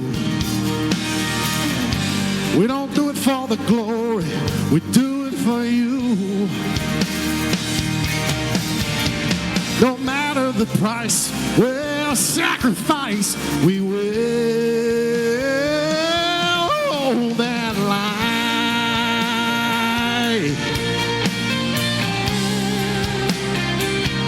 We'll hold that line.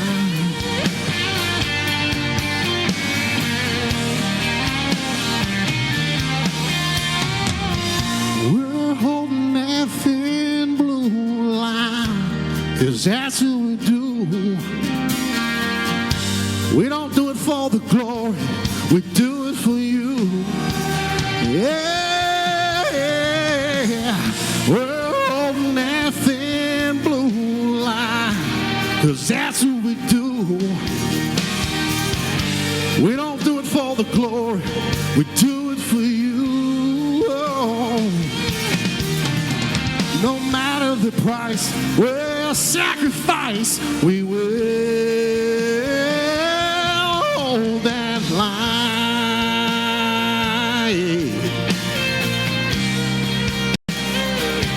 We'll hold that line. Yeah.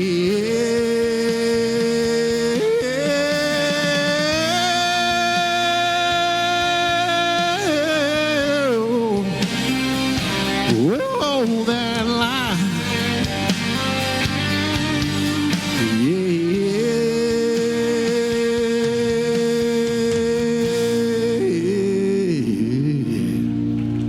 Thank y'all so much and good night.